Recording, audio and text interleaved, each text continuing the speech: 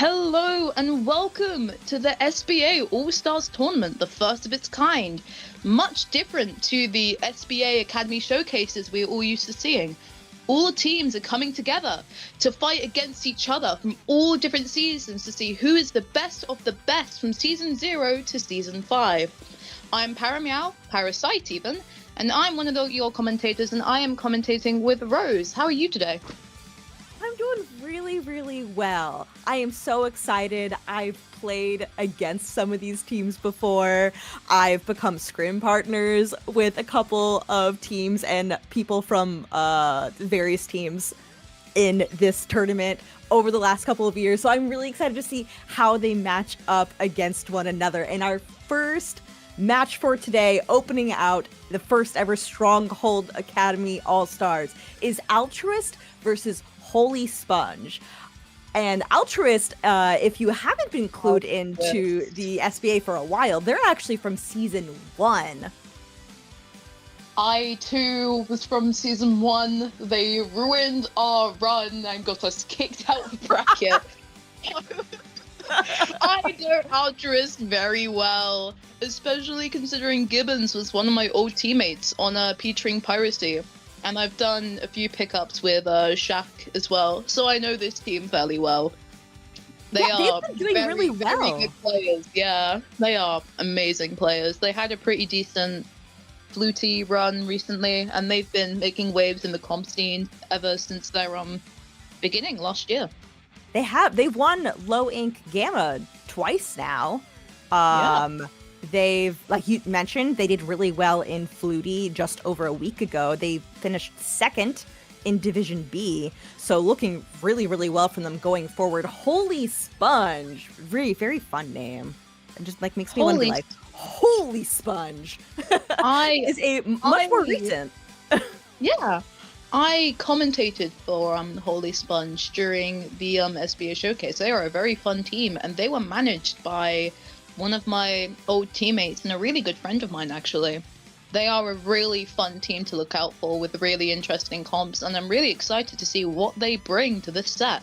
As round 1, we will be going into Ship-Shaped Tower, moving into Mako Zones. I'm finishing off with Scorch Clan Blitz. Yes, this is a play all three, so we will see all three, but of course, both teams wanting to make an early lead to grab this very first game to set the tone for the rest of this match. Heading on in, we've got some range over on Altruist. We've got a Dynamo over on Holy Sponge. Dynamo been doing pretty well ever since the last update. Absolutely, that Dynamo buff may come in handy for this team. As we see, both sides have been very equal so far, both going straight to tower and just painting up. Gibbons here is painting for that cooler, one going down on the side of Holy Sponge as the cooler is popped. Altruist is just able to take these picks, and they will just be able to begin to take the lead.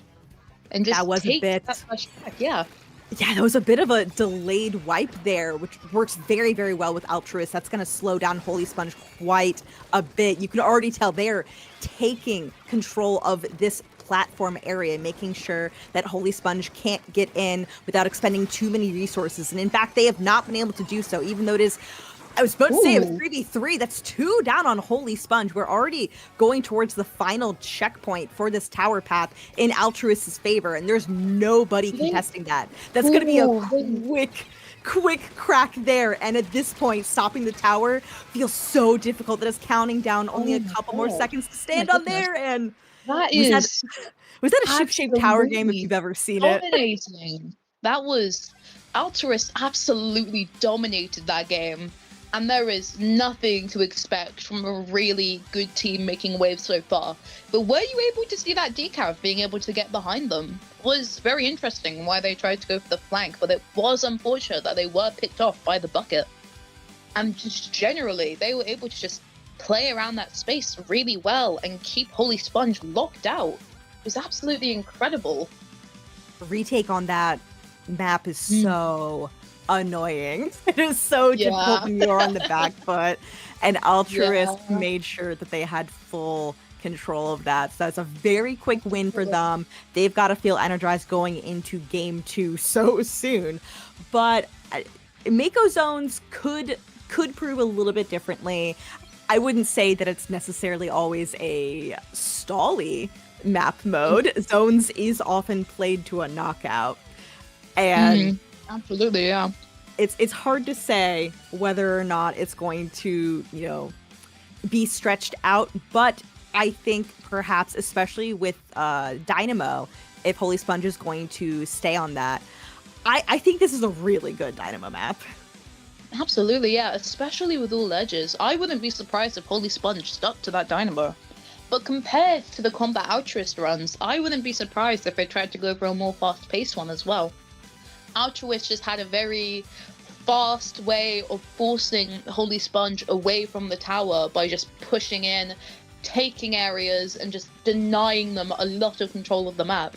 It will be interesting to see what Holy Sponge does to make a comeback here. Yeah, a lot of this is going to rely on making sure that everybody knows what they themselves are doing for the team and also knowing what their teammates are doing so they can figure out how to set things up. I always say that every weapon has strengths and weaknesses. And it's very important to figure out for yourself what do I excel at with this weapon? What are areas that are great positions for me? And what are areas where, and also what matchups against other weapons are going to go poorly for me? So I'm going to have to be able to work with my team to be able to cover my back. There are certain things that Dynamo does very well in this map, being able to flick ink over stacks and guard ledges, but it also, if it overextends, it could get punished by the decapitator very, very quickly. Absolutely, yeah. It'll be very interesting to see how exactly these two teams go against each other, especially with Holy Sponge, as you said, having that Dynamo, having that decav, being able to punish Altruist if they go too far or too far forward, or just generally not playing as close together. And as we move on to the next match, we do see a disconnect on the side of Holy Sponge, which is really unfortunate. Altruist is still running into mid, so they clearly wanted that zone. We're gonna party on the zone. Absolutely, they were running there. They were wasting no time getting into that zone, which is incredible. What's your go-to move when you load into a match and you see that there was an immediate DC loading in, so it's just gonna reset? To be so honest with you, I run into mid as an E-liter because I almost always play Lita, so I have a tendency of just running into mid, and even then, even during like scrims and everything, I'm always the one to yell "play it out" on our team. So they're down one. I can go frontline leader now. Frontline leader is an experience, but whilst we're waiting for everything, in the last showcase, I did something a little silly, and I said a lot of puns relating to team names. I remember. And I found some sponge ones. So whilst we wait, why did the sponge fail school? It kept soaking up bad habits. That's so bad. Let's hope they don't today. The only reason I do this is because it's funny, and now we're going into round 2. A carbon roller on the side of Altruist, which is very interesting, and a reflux coming out on Holy Sponge. Very intriguing here with that the pink dualies as well. Yeah. I see Altruist wants to play this aggressively. When you've got Dapples and a carbon, you want to hold forward. They might be able to take advantage of that. Clover was doing a pretty good job getting off some picks there, but did go down, and that is going to essentially be a delayed wipe onto Holy Sponge. Altruist taking a ton of space off of this. Wintree's on that heavy, already able to throw out a wave breaker for the rest of the team. The carbon going where they do best, guarding those drops, able to pick off one right there. More and more members of Holy Sponge are going down. They're having a hard time getting their resources ready to take this together because Altruist has just been all gas. If you didn't see, the Carbon was actually able to get a pretty good double, but now we see the Splatling being able to get 1 and possibly get 3, getting a trade, being able to take 2 down, but 3 members go down on the side of Holy Sponge. You see that splashdown coming out. The Dualies trying to get some picks, but going down to the strikes, unfortunately. Is Holy Sponge able to get into the zone? No, they are not. And Altruist takes game 2. That is going to be the match going to Altruist, but this is a play all 3, so we will still be seeing the 3rd game in this match. What did you think about how that went for Altruist? I mean, they did a 100-0 push. Altruist they are a very strong team, and Holy Sponge being able to hold against that is incredible, even to some small degree. But with the next match being Clan Blitz, there might be a lot more back and forth here, which should be a lot more interesting to watch here, especially considering with how Altruist has a lot of paint, being able to support the Carbon Roller, them being able to again just dominate Mako, and just in general all these maps is absolutely incredible. But Clan Blitz plays very differently to that, so I feel like there will be a lot more back and forth between the two teams, which should be really, really interesting to see here. Yeah, the thing about Clan Blitz is that it can take a little bit longer to set up for a push. You often don't want to go for those one power clam and done pushes. They're sometimes even more harmful than anything. And when you go for that push, if you happen to expend all of your resources and lose all of your teammates, then that's just opening up all of mid for your opponents to get into. I think if Holy Sponge can catch Altruist overextending on a push and then immediately Uno reverse it, they could get a game here. Absolutely, yeah. I feel like it is possible, especially considering Clan Blitz plays so differently to Tower Control and Splat Zones. I wouldn't be surprised if we see Holy Sponge being able to get that 1-2 off of Altruist. I'm hoping for it. I'm always rooting. I'm always rooting. I'm like, let's go. I believe. Never give up. Never give up. You never know. Never back down. Never walk. Absolutely. They Holy Sponge really needs to soak up their losses if they want to win this one.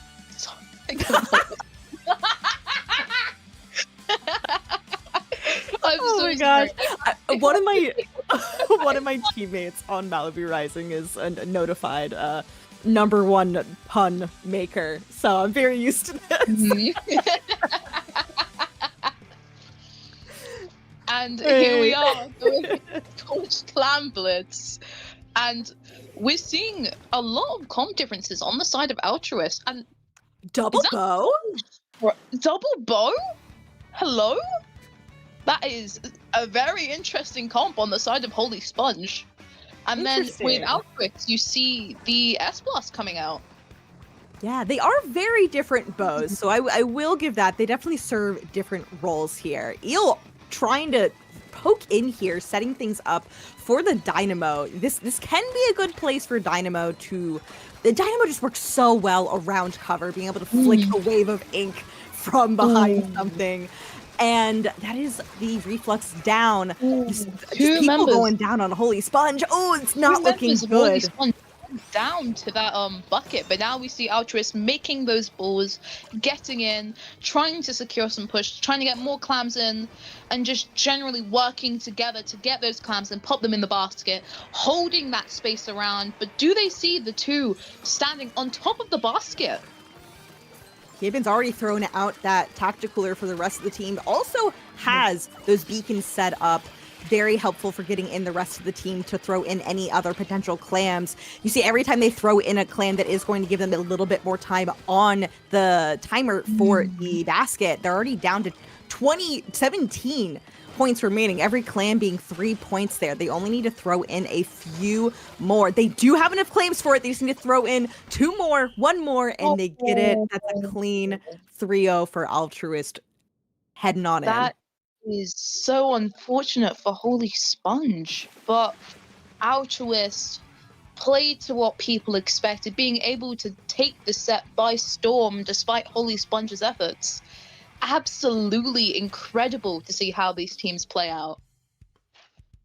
Yeah, we did go into this knowing that, we were expecting Altruist to do very, very well. Like I said, they've had some very good results as a team, even coming out of the Stronghold Beginners Academy. Speaking of, if anybody has never played competitive Splatoon before and you would like to dip your toes into it, we got to mention that there is the next season of the Beginners Academy coming up soon. So you should go to Stronghold's website to find out more. And before we go on a short break, I have one more pun for you. All right, Why did the altruists get a job at the bank? Because they were great at giving credit and always interested in others. For those, so altruistic. No, altruist is the definition of altruist is being a selfless person. So It was funny because they had the inspiration for their team name coming out from the Japanese team Egoist, which is of course opposite. I had to get them. It took me. I needed to get back at altruist one way or another. Come on, come on. You see what I'm doing here? I waited a year to get back at altruist. It's my time now. Oh, that's the moral victory. We shall be taking a break until round 2. We shall see you then.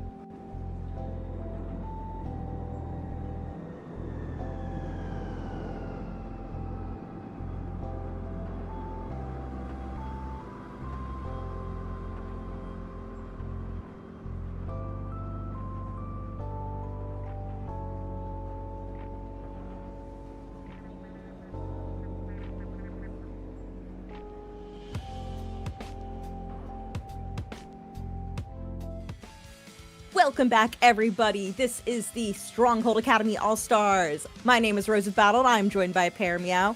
After our short little break, we're heading into round 2 of groups, and we are bringing you Quick Claw and Last Respects. Do you know anything about either of these teams?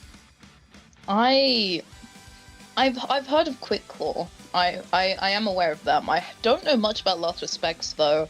Both of them are very interesting. They both have very interesting team names, and I'm really excited to go into this blind, as I actually don't know these teams very well. Yeah, Quick Claw has been in Gamma Bracket of Low Ink before. Okay, so I've been reading about their reading stat, about them having a quick reading stat, and I don't know what that means. Huh? What? I love our combined reading stat is a whopping 25,5, making us the best readers in the competitive Splatoon community, which I applaud. But I don't know. I don't know what I'm applauding, but I am applauding. Keep reading. Stay in school, kids. I have some glorious puns for this side of sets, actually. I'm gonna say them though, because I'm not gonna say them all so far. But Quick Claw, of course, they are my prime target for puns this time. They better watch their backs. Well, yeah, and honestly, I think they're going to be putting their opponents on the back foot, having to watch their backs, because looking at the weapons they play, unsurprisingly, also with the name of Quick Claw, they have often liked to play very fast and aggressive. When you have like an ink brush going in, you got a sploosh. I'm gonna get on my hands and knees and pray they don't play pencil. I have a vendetta against pencil. I don't know why, but so far we haven't seen a pen, and I like that. Let's keep it that way. Let's play Zap and Dynamo, or head it, potentially if AJ is playing with that Rapid as well, as I just realized 3 members of the team play Cooler. So, because we have a Mango with Pen, Zap, and Dynamo, AJ with that Head It and Rapid, and then Flint also with Head It. Imagine an ideal scenario where it's Zap, Head It, Rapid, and Ink Brush. Oh, that would be really funny. That would actually be horrendous to fight against. And both of these teams, Quick Claw and Last Respects, should know each other to some extent. They're from the same season. They both played in season 3.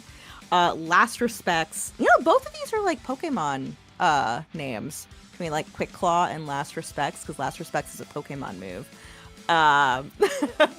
And we can't see their actually, no, wait, we do see their logo, because it's a combination of Small Fry and Pokemon Basculigan, I think is how you pronounce that. I could be wrong. But I love it. It's adorable and fantastic. And they also have a brush. They also have a carbon. I think we could get some very scrappy games in this match between both of these teams. So I'm really excited to see what happens. Is anyone going to address the elephant in the room? One of them plays GooTuber. I need to see Saturn. Please play GooTuber. Please. I don't know if Saturn's in for this match, but I would love to see GooTuber. Please play GooTuber. I'm on my hands and knees. Play GooTuber. Make my day. Please. And they'll be starting on Spot Zone's Umami. There's one thing I want from this set. No pen. And GooTuber. And we have Umami Zones first. Into Barnacle Clan Blitz. And Inkblot Tower. Best of 3 again. So please, play GooTuber. Make my day. Sadly, I don't think Saturn's going to be making your day, because it looks like Saturn is not in the room, so no goo in this one. They will be doing a play all 3, so maybe we'll see some other fun things. I think Saturn might end up being a a sub or possibly coming in for later. That's But so unfortunate. I know But Goo's fun to see because we never get to Goose see will it. be fun to see. But you know what? Quick Claw versus Last Respects. We're looking forward to it. And I'm really interested to see if Quick Claw is gonna claw their way to victory. See what I did? Maybe even quickly. Yeah. Ah. You got it. They have that zap. Yes! No pencil! I win! We've also Now- got a Tetra. They do have a Tetra, actually. Yeah, that's very good. Interesting. They Yeah, I have- think this is gonna be very scrappy. Absolutely, yeah. Especially considering they're playing the hammer ink brush as well. We see... I don't know which color they are. Give me a moment. I am also forgetting, but Green, watching green had the zone, and now Yes. purple does. There we go. We'll There just we call go. them by their colors. Oh, there we This- go. Thank you, stream. What did we Last say about the Respects- scrappiness? It's a lot of back and forth, which is very interesting. We're seeing Last Respects is able to hold that zone, and just being able to hold one, making sure Quick Claw isn't able to take their zones, it being a very solid 50-50. One zone being capped and the other not being capped is a very solid fight from both Quick Claw and Last Respects. But Last Respects is able to take that zone, having that Reef Slider and Hammer online, as well as Quick Claw, having their Booyah online, the Hammer coming out but being cancelled by the Splatling, Flint just standing and making sure they're unable to keep those zone cap, but the Reef Slider coming out, not being able to get much value and being picked off by that bucket, Strikes coming out with the Booyah, Quick Claw is able to take the zone, but then another Spider comes out! Hello? Oh, and it was the There was a lot Tetra. going on. Two The members Tetra going getting down? that reef. Oh my gosh. It's That been is interesting. unfortunate. It's been a minute and a half. We don't have a lot of points scored because we're seeing just so many fights happen, but not a whole lot of playing things neutrally, slowing things down, which isn't too surprising seeing the weapons that are on here. We have a lot of weapons that want to go in and take those fights. I'm going to be interested to see if either team ends up changing their pace a little bit just to change things up and be like, we were running at you a lot, but to make you rattled, but now we're going to slow down for a hold at this point, which Quick Claw could do. They are going to get the lead here. They still have plenty of time. They're going to have to wait through. AJ on the zap, holding this area down on the dome with teammates. Now they're setting up for a really nice hold here. Able to get another pick going in. The Reef Slider's online for Dread, for Last Respects, but they're going to have to set up well to make this happen. Obviously, Reef Slide cheesing, not going to be happening. The paint output's been... Oh, yes, that paint output's been nerfed. Not that it matters too much on a dual zone, but oh my gosh, what about that hammer? Oh, that is so unfortunate for being crushed. Quick Claw is going to be able to retake the zone, but with Last Respects being able to come in and just coming in from behind incredibly, they were able to make sure they had that penalty, giving them way more time to work with. That Booyah's about to be thrown, trying to keep Last Respects from breaking through. Quick Claw still in a pretty decent lead here, able to take some shelter from the Tetra Reef Slide, able to put them in a bad spot. Counter Reef Slide coming out is not going to have a lot of follow-up, but that Dread is still alive, which is huge. Able to get a nice pick there. They are aura'd now. They're going to have a little bit more mobility, which is pretty nice on Dread. And they could set up for a nice poke here on this dome, which is what they're going to do. Try to at least force Flint to give up a little bit of space. Quick Claw now on the back foot. Absolutely. It is seriously back and forth between these teams. The bucket going down on the side of Last Respects. Playing field still being even between both teams. Which team will be able to take the zone in this fight? With it being a 1v2, we are actually not that sure, but Sliders are now online for both Last Respects. Both of them, one being cancelled, the other one coming out, taking that zone with Cooler coming online as well. But members keep going down left and right. There is so much tension going on between these fights, and Last Respect's been able to take the zone again, only for it to be immediately cancelled by Quick Claw. Will they be able to take this home with the Cooler coming out? Who knows? Yeah, fortunately that Zap able to not, they fortunately did not run straight at the Headit, who then called in for backup. They were able to throw that Tacticooler onto a nice area for the rest of the team to grab. Quick Claw can now set up for a nice hold. They have the lead. They don't need to play anything super risky in the final 25 seconds to go. They throw out that Booyah right now. They're able to unfortunately start getting picked off here. They still have the zone for now. They don't need to get a ton of points, but of course anything they get is going to be huge for them. Canceling the hammer, they're still putting paint down. They do have a lot of paint at their disposal that they can keep doing. Tacticooler is almost online, thrown out, able to have this Tacticooler online for the rest of the team, and Last Respect's not able to get both zones in time, just barely. So that is going to go over to Quick Claw. Absolutely. Last Respects is definitely going to be losing their respect for this team after that set, after that game even. Absolutely incredible. Both teams are just continuously going at it and taking those fights. If that had to be one of the most exciting matches ever, I would have said so. This has been absolutely incredible to watch, but there was no GooTuber, so... I feel like whenever I'm watching two teams with especially like players who are playing weapons who want to go forward and take a lot of engagements, I feel like I'm back in school where it's like two people fighting in a cafeteria and everybody around is just like fight, fight, fight, fight. Yeah. This is completely unrelated, but before we talk about Barnacle Clamblets, someone asked me what my favorite pun was, and I was thinking, have you ever heard of this specific one? What is a skeleton's favorite snack? What? Spare ribs. It's so That's bad. cute. That was a video of this skeleton asking the pun, and it was screaming the answer, and that is probably one of the best puns I've ever heard, and it's really funny. Now then, Barnacle Clamblets. Let's talk stuff. Barnacle Clamblets. A very interesting map mode and a very interesting game mode to go on with it. Very intriguing overall. I think, again, this will be very fast-paced, both teams going at each other continuously, but it won't be as smooth sailing as Zones would have been, especially considering you need a lot more team coordination to work with Clamblets as well.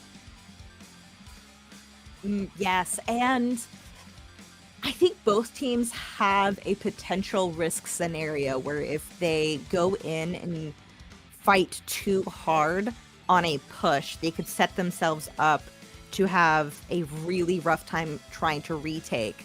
So they have to make sure that they have a lot of tools for making sure their opponents feel rattled, but also knowing when do we not actually have the resources to score a lot of points and when do we just need to hold for space.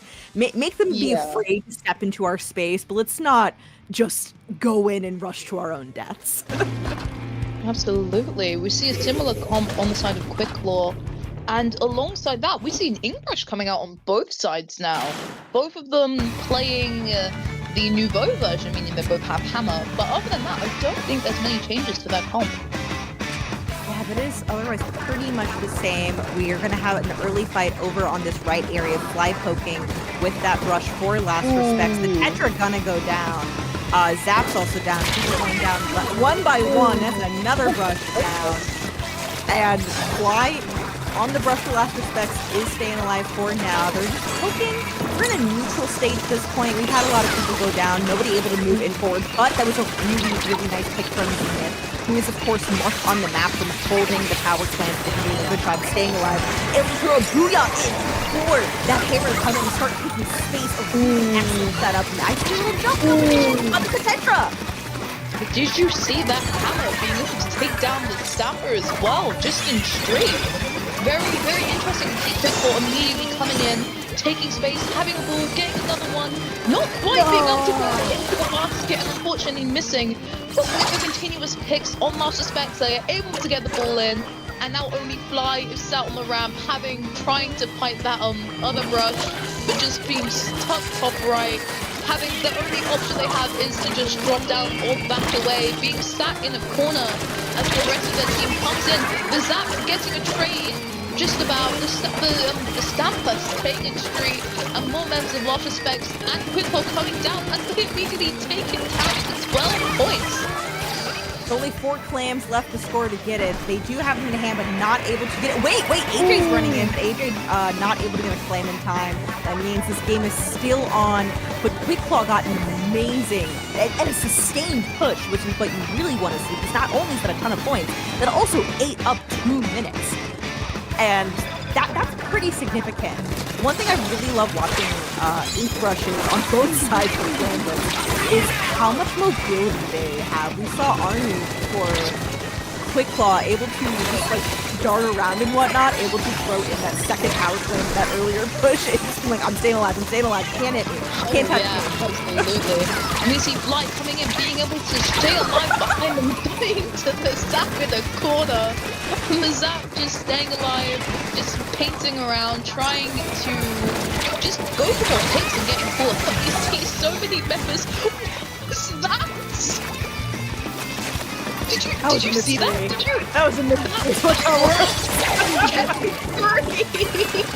On the side of the being able to get more.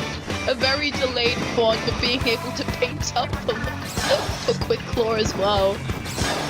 Oh my goodness, that was an incredible play from the brush. We see Slider coming out, being able to pick up that stamp and staying alive. Another Slider coming out, catching another pick.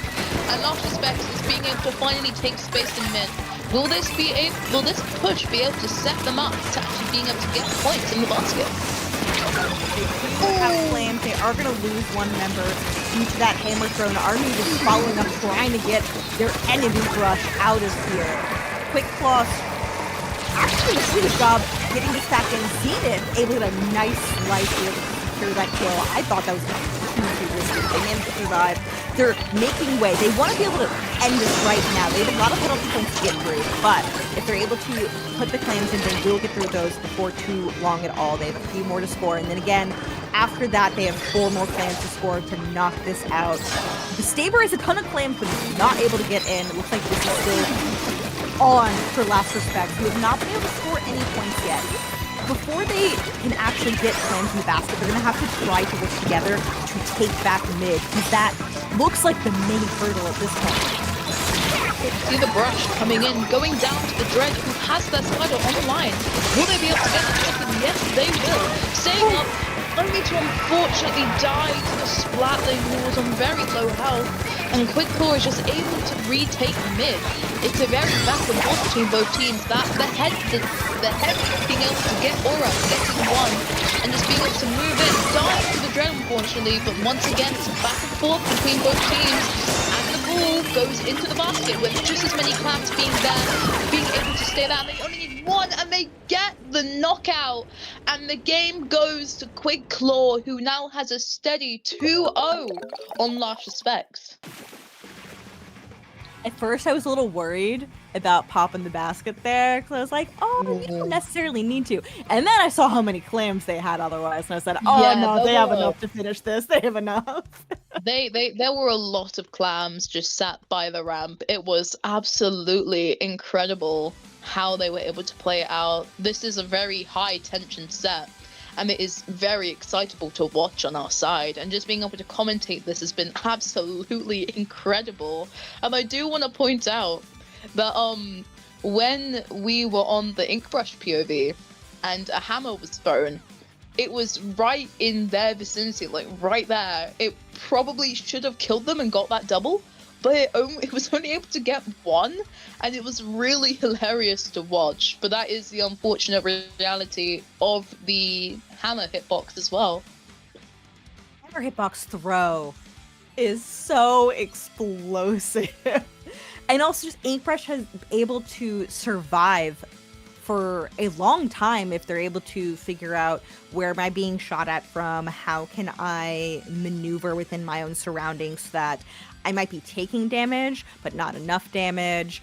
It's not like there was a ton of AoE attacks hitting them at all points. So they knew, okay, if I'm just getting shot at occasionally, I can zip-zag around, make sure that I don't get taken out. Yeah. So respect there.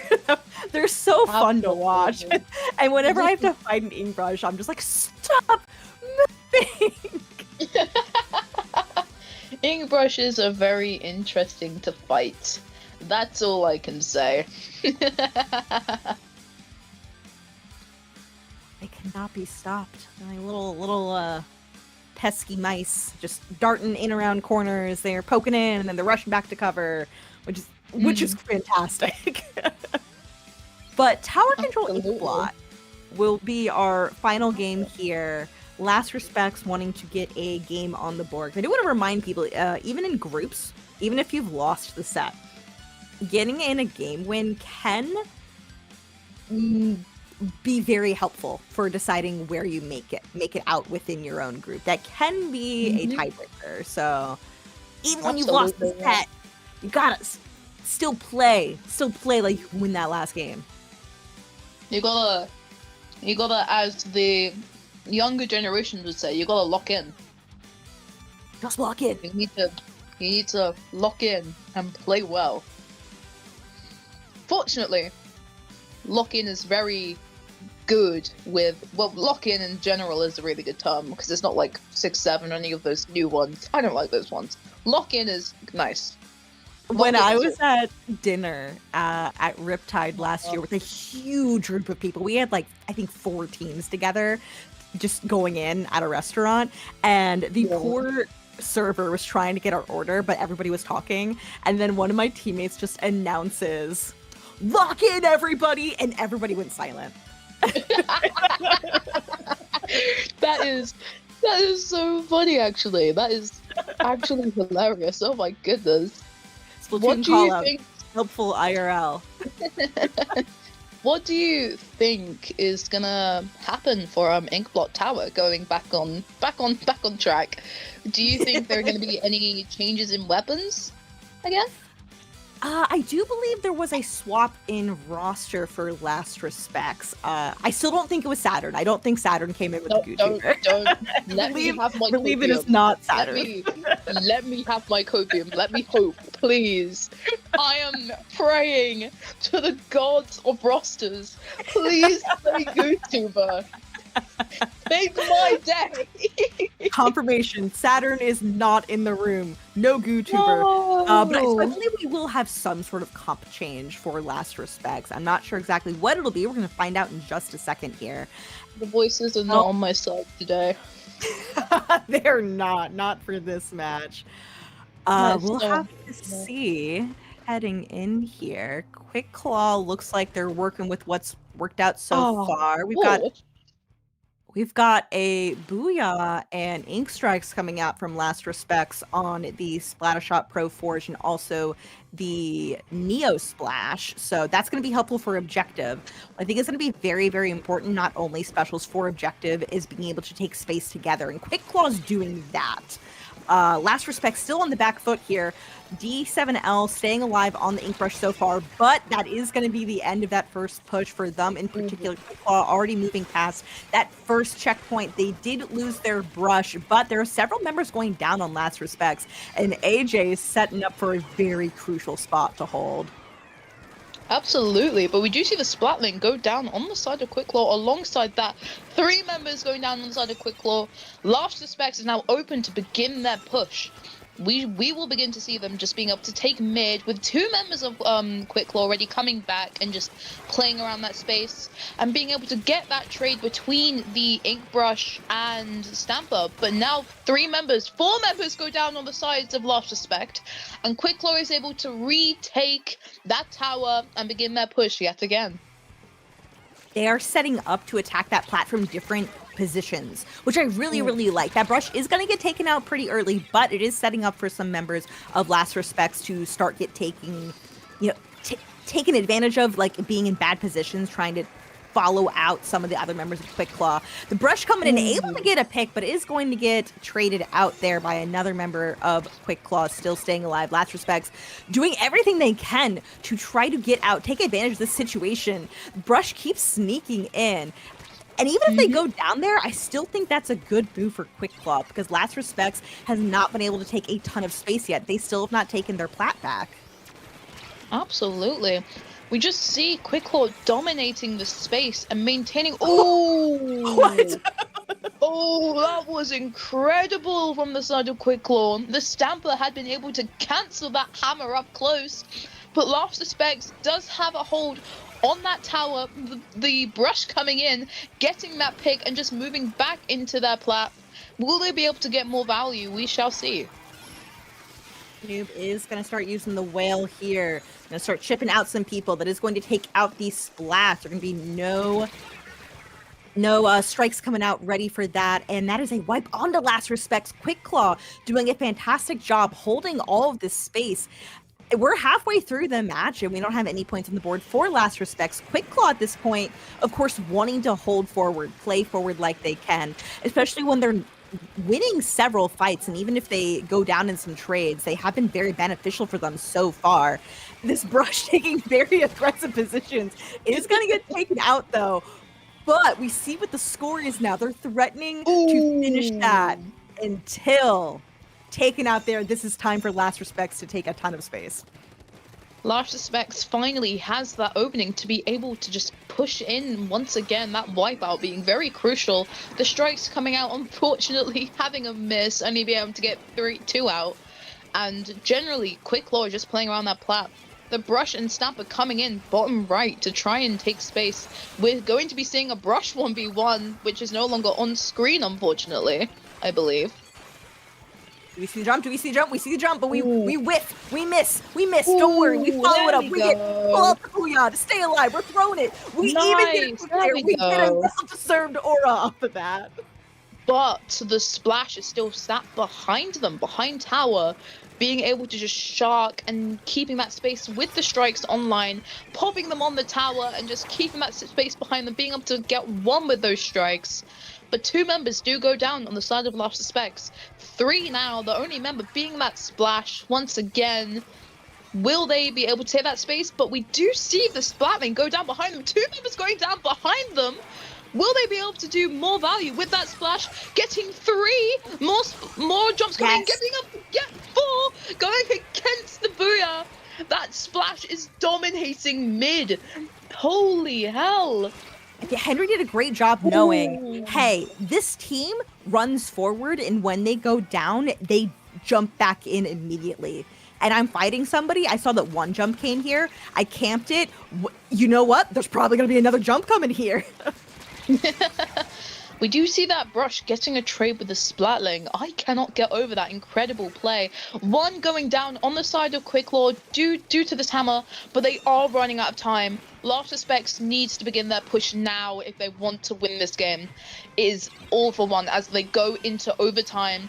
The Booyah coming out on the side of Last Respects. The Stamper and Brush coming in from different sides. More members going down on the side of Last Respects. A wipeout happening, and Quick Claw is able to take the tower, marking this set 3-0. That was unfortunate, especially with the incredible play from the splash as well. An absolutely interesting set to watch, and absolutely incredible.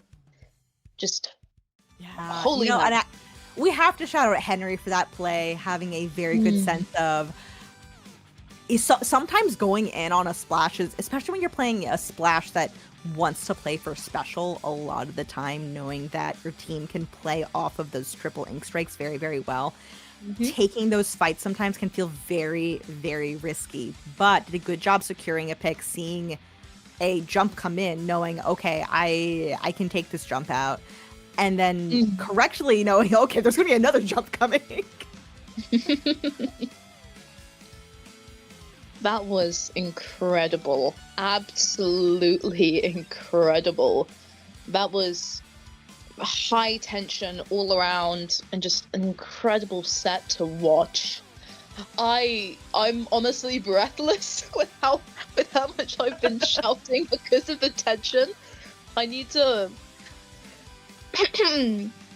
Quick Claw was able to claw their way to that victory. And Last Respects has really had their last nerve with that team, being able to place incredible plays, but not being able to get many points on the board. 2 birds with 1 stone, baby. More puns coming out. We love Aw, yeah. it. Ah, yeah. But And now, even though the score was 3-0, and so I think we can say, obviously, Quick Claw dominated that match very absolutely, easily. yeah. But it was really fun to watch. We saw how scrappy that was. There were lots of fights being taken out. I think we saw plans trying to be formulated for Last Respect. Sometimes they were implemented very well, or sometimes people got taken off guard by a member of Quick Claw. Things like that happen, and those are matches that I think are really good to review, that you can learn from. Absolutely, yeah. That was actually incredible. I am taken away from that whole entire set. I love watching teams just like fight aggressively. It's so fun to commentate. Yeah, I believe we should be going back on a small break for now, I believe. I think so. I think we have a short break before coming into our 3rd round of groups. So don't go anywhere. Yeah. We will be back shortly. Make sure you guys...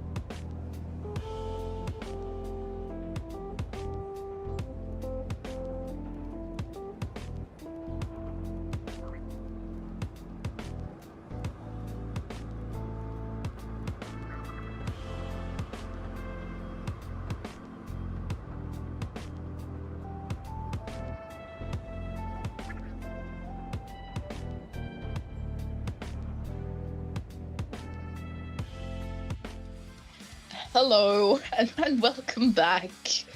If you after a glorious set 2, we are now moving on to round 3 of groups, where we have 5 wishes, the valedictorians of the season 0 showcase, against What the Fuzz, the team that went 2nd place in the SBA season 1 showcase. Your emphasis made me think you were gonna drop the F-bomb for a moment. You're like, what the fuzz? I did that before on stream. It was not very fun. This is going to be a fun set. I've changed my ways. I dropped the F-bomb once. Never again. This has been... I love What the Fuzz's team name. They are really scary to fight against. They're really nice people, but terrifying. They are pretty cool though. They are a strong team. Absolutely. And I remember during the season 1 days, me and a few friends, and by that I mean people from the SBA as well, especially one of my friends, Baha, We just kind of went, what the fuzz, a few times because of the name. It's such a fun name to say. It's really fun to say. Yes, What the Fuzz, like you said, originally from season 1. This team for What the Fuzz is a pickup team made up of the expanded roster from What the Fuzz over the team's lifetime. Season 1 was a little while ago. They're honoring the original name, and actually a member from the original What the Fuzz roster is playing on a different team this tournament, that being Osmanthus, who we may see later on. They lost only to Flying Daggers in season 1. They even achieved Division 6 during SBA back when during season 1. So they've been doing well. And what about the 5 Wishes? I remember watching the finale and the top cut grands with 5 Wishes and I believe Whale Warriors. I don't exactly recall who came second in the season 0 showcase, but I saw that and that made me really want to get into competitive. So I guess 5 Wishes is one of the reasons I joined competitive Splatoon in the first place, which is very interesting. And 5 Wishes is a very interesting team, but we now have to talk about What the Fuzz, a very prominent team. They are awesome. And they are pretty cool, actually. I think everyone playing in this set is pretty cool, and it's really interesting to see 5 Wishes come back. They never actually disbanded, but this is one of the few tournaments they've been seen around in, and What the Fuzz is very prominent. They've been around for a while. We all know them. And we do have a very interesting set of matches for you guys round 3. We have Museum Clams going into Mahi Zones, and then Humpback Rainmaker. All played very differently. I do wonder if What the Fuzz is... I think it was What the Fuzz we were looking at who had an E-Leader player, and I'm wondering if that's going to come out, especially Museum. E-Leader is very, very good. Swiss is going to be using the Bulbs bow. Wait, there's a GoTuber! Yes! Thank you! Yes! Okay. As we see, GoTuber sighted. What the Fuzz immediately is pushing in, being able to get 2, 3 on the sides of 5 Wishes. Hyper Beam coming in and getting that double, leaving only Kugo there on their plat to immediately fight in. What the Fuzz immediately trying to throw that clam, missing. The Reef Slider coming out, not being able to get much value, but 3 members go down on the side of What the Fuzz with an incredible flick coming out from Arcade, being able to get 2 sitting on their plat. That is incredible. That's a stop push if I've ever seen one. That has to be an incredible push. We do see Dr. Lion coming in with that Zipcaster, only to be immediately cancelled by the Dynamo. The GoTuber sitting up on that plat, not being able to do much with the ball, only to be cancelled out. Strikes coming out from the side of 5 Wishes. 3 members going down on What the Fuzz. And the 5 Wishes are now able to try and set up a push here. Yeah, they've got resources for it. They have a crab they can set up. They have Inkjet they can set up. They're going to be cooler now because of that Dynamo. They are getting some good chip damage in, but that Dynamo is going to get taken out. There's just too much damage happening on them at once. Doctor's going to go down. There's that Inkjet on that bow. So fun. But that Reef Slider That Reef Slider does reach an Inkjet, especially if that Inkjet's taken enough damage. If they've taken 30 damage from something, that Slider Pop's going to get them. That means points on the board first, going to the 5 Wishes. They don't have people set up to continue this. Swiss is going to wisely step away, not try to throw in more. Sometimes, even though you don't like the 1 power clam and done push, sometimes you have to know, like, okay, never mind, we can't continue. We just need to leave it like this so we don't overextend further. Yeah, we do see 2 members go down on the side of What the Fuzz, making that 3. The only one being the Dread with that slider online, wisely jumping out. Kugo is coming in, trying to get those strikes online, trying to take down the Decav, only for the Decav to go down to the Dynamo instead. Picks being taken left and right on both sides. But What the Fuzz really needs to try and get a push in at some point to secure their own lead against the 5 Wishes. Yeah, they do have half of the game, and 2.5 minutes is quite a lot of time for Splatoon, for such a fast-moving game. It sounds like 2.5 minutes isn't a lot, but you can get a lot done there. What the Fuzz is starting to set up. This is going to be a great time to get a ton of points on the board. They just need to set up really quickly. That crab is going to delay them a little bit, but they are going to go down. More members coming in with that bubble, able to secure the space to set up 4 more clams to be thrown in. What the Fuzz now in the lead. They have lost some members, but Dr. Lion is keeping up the aggression with the Zipcaster from their Octobrush, setting up for some nice flicks down below, able to get them. There are still points being thrown onto the plat and into the basket. I think that's going to be the end of that push, down to 41. Fortunately, they have come back very quickly, so they're not giving up a lot of space in mid. Absolutely. That was an incredible push from What the Fuzz. We do see the decaf go down on their side as the 5 Wishes desperately try and go back to get that space. With the cooler online, the Brush being able to get 2, potentially being able to get 3, but having to deal with the one behind them, getting that 3rd pick, only having to deal with the Tri-Stringer now. But with everyone coming back online and coming alive, we do see the Jet coming out, being picked off by Bunny with that slider. 2 members going down on the side of 5 Wishes. What the Fuzz decided that they needed to dominate this game after having their lead taken from them. And now with 2 members going down on their side, they have to back up. Yes, that was wise. I could tell they wanted to throw both of those power claims in. It wouldn't have been enough to end the game, but it would have given them such an undeniable lead, but they did not have the space to set that up, so good for them for not pursuing it any further. Hyper being taken out there, not able to get the full one-hit kill. Arcade getting... I love YouTuber kills are so funny. We do see Dr. Lion as well coming in, being able to take that trade. 2 members down on the side of the 5 Wishes alongside What the Fuzz. Hyperbeam coming in, getting that trade on the Dynamo, ensuring that 2 members go down on the side of 5 Wishes, but likewise for What the Fuzz. The Stringer sitting on their plat, 1 member going down on the side of What the Fuzz as well. The ball trying to be coming in, but Hyperbeam stops that push with a double. The Inkjet coming out on the side of the 5 Wishes only to be cancelled. They will be pushed into overtime, but with little space and little people there, they might not be able to take this push. And yeah, that those balls. is the end. And the game 1 goes to What the Fuzz with the GooTuber. My wish came true. I can't say anything there. Thank you, What the Fuzz. I knew I liked you guys. You guys are peak. Thank you. Peak. What the Fuzz, my goats, for real. Thank you. Thank you for making my day. 5 Wishes was setting up for a huge point scoring push there, and I think it almost worked. I think it looked like the timing was a little bit off on coordinating some things, and there was some rushing happening. I say it because I do it, and I've been there, so I know it feels like. My mantra now is the overtime timer can't hurt you. Like, it can't hurt you. It can't hurt you. It's okay. Don't panic.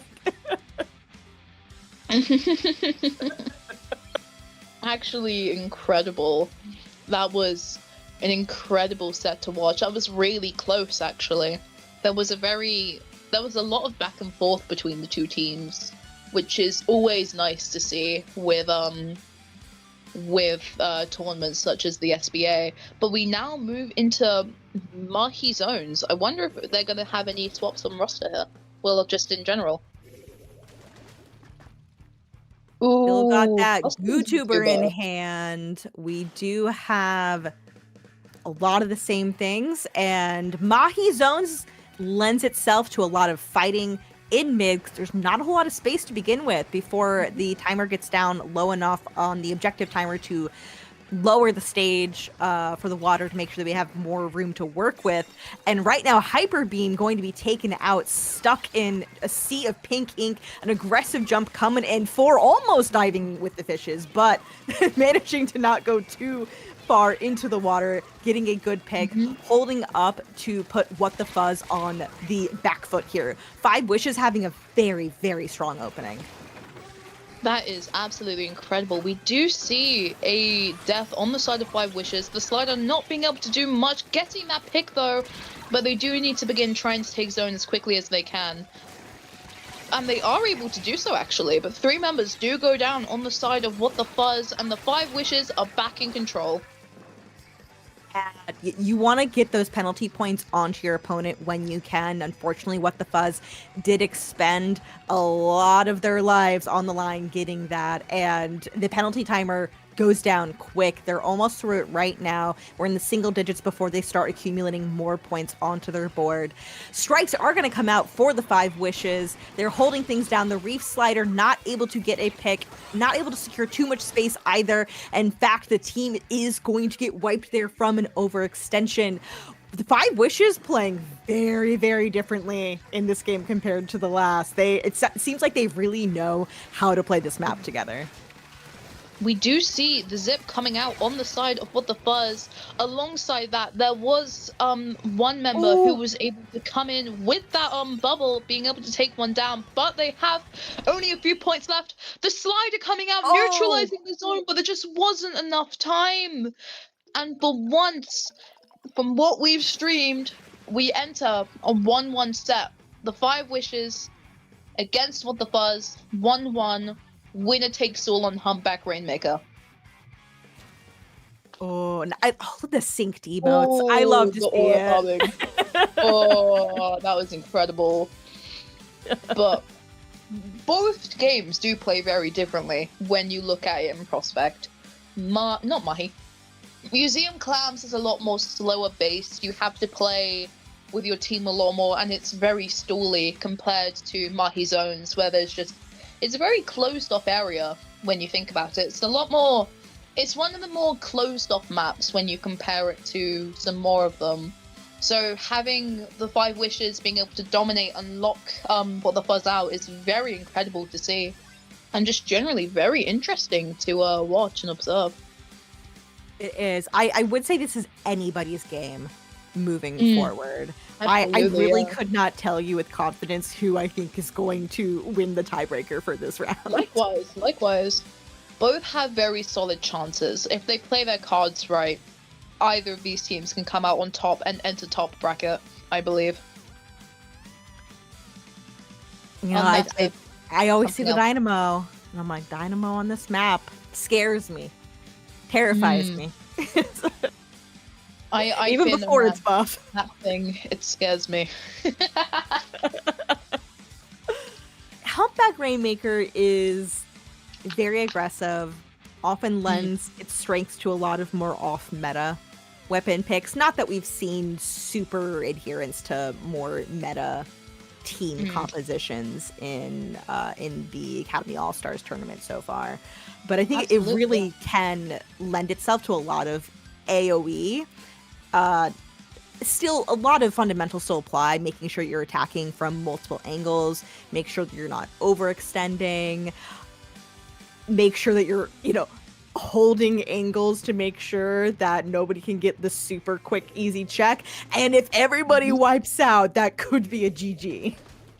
Yep. We do see the V-Charger coming out on the side of What the Fuzz. A very interesting change onto this team. But other than that, there aren't many changes in regards to teams. Teams. I imagine they're going to use the special for the Splat Charger being the ink vacuum to be able to make safer Rainmaker pushes. I've seen Vac do very, very well in Rainmaker in particular. However, that does mean, obviously they couldn't use it for this because Arcade was the one holding the Rainmaker at that point, but potentially that could set them up for the future. However, 5 wishes setting up for a strong push to begin here. Going to get taken out by a Reef Slider explosion from Bunny on the Dreadringer. Still holding these corners, making it very difficult for anybody to get any real points on the board here. Absolutely, yeah. The 5 wishes is able to hold that lead, but we do see the slider unfortunately missing on the side of What the Fuzz from Bunny. I hate it when that happens to me. Down. Absolutely, yeah. We do see Hyper Beam trying to fight that Stringer with the Vac also coming out on their side. Dr. Lion taking this opportunity to try and rush in, not quite being able to get the pick, but Arcade is able to do so with an incredible close range snipe. The 5 wishes all staying together with the cooler online. One member on the side of What the Fuzz down. They do have an open push here. Oh, that Inkjet managing to survive that Reef Slider explosion. They do see the Hyper Beam. They're able to get the pick on them despite the bubble coming out. They're going to have to make sure nobody does a sneaky jump to that bubble, but I think they did shred it very, very quickly. They get the dunk. They are going to get taken out. We do see Dr. Lion able to take down 3 with his zip. Would he be able to do more? Not quite. 2 members going down to that Dynamo. Hyper Beam getting that trade on them. But now 2 members down on both sides. Arcade also going down. What the Fuzz is in a very tight spot. Having to just push back with that rain. Being forced back into a very tight spot. 2 members going down on their side with Aura with the Dynamo. The Rainmaker is taking a very interesting route to get there, only to be picked by the Splash. But now the Rainmaker is in a horrible position. They need to move it away quick, and Hyper Beam just grabs it and is able to do so, trying to fight the vac coming online by What the Fuzz. 2 members down on each side, the vac getting that pop, Arcade now in control of the rain, the slider going online, being able to get that splash. Is this What the Fuzz's time to get the check? Not quite. Not quite. They didn't clear 4 on the Splat Dualies, who's been doing a good job right now of holding that checkpoint, making sure that What the Fuzz cannot break the checkpoint just yet, and is pushing forward. That repositioning of the Rainmaker earlier was very interesting, and you could see 5 Wishes wanted to take advantage of that being in a bad spot, but just they were calling for the jumps in but couldn't get them in time before dying to the Rainmaker pop. I saw the vision, it just did not work out timing wise. Absolutely. But now What the Fuzz, with 3 members down, a wipeout on the side of What the Fuzz is able to get that check, and now they've just enabled themselves to be able to take that lead, running in, getting points. Hyper Beam just running forward, taking it down to 25, with the vac coming out by Arcade as well. What the Fuzz has solidified a really good lead here, and they just need to play it safe. Yeah, though if you're 5 Wishes, I think you're thankful that they didn't get more points than they did right there. They could have gotten even more with the back push. However, What the Fuzz able to pop that and keep it moving down all the way to 12, which is a much better lead to be sitting at going into the final minutes of the game. Bunny and Arcade were holding that left side, making sure that they couldn't go that way. 5 Wishes with the splash is going to immediately start running it, pulling the rest of What the Fuzz over to their direction. They're able to sit over on this right side. They are in a difficult spot here, not able to push it too much forward because of when they picked it up. If they keep holding onto this for now, they're not going to have a lot of time in overtime just because of how the timer is working. They're in a rough spot at this point, but they get a pick. They get a pick. 4th calling, come here. I'm popping my special. I'm using Crab. I'm taking a ton of space for you, but the Octobrush set up an amazing spot to get some picks. The slider coming out to stop that push. We have 15 seconds left to go. Swiss, like, desperately, please help me, but What the Fuzz is grabbing this, and they're running with 10 seconds left to go. 4's chasing them down, getting Aura, calling again, but the Rainmaker's being camped by this ink vacuum. Arcade being like, you can't pop this, I'm not letting you pop it, I'm gonna grab this, and we take the match. What the Fuzz winning this, going 2-1. Absolutely incredible on the side of What the Fuzz in a very tight spot most of that game, but just being able to take the lead and just repurpose themselves as like, this is our win, you're not going to take this away from us, and just solidifying their win. Absolutely incredible. And I see you in the Twitch chat, Arcade. Thank you for playing GooTuber. Thank you for making my day. I wanted to see GooTuber. I got GooTuber. I cannot complain anymore. Thank you. I think anybody got my back. Arcade got my back. And I just got information that they one-trick Goo. You are incredible. Play Goo more. Thank you. I've been blessed this tournament. Thank you. This is great. And now, folks, this is I was gonna say I have seen Arcade before.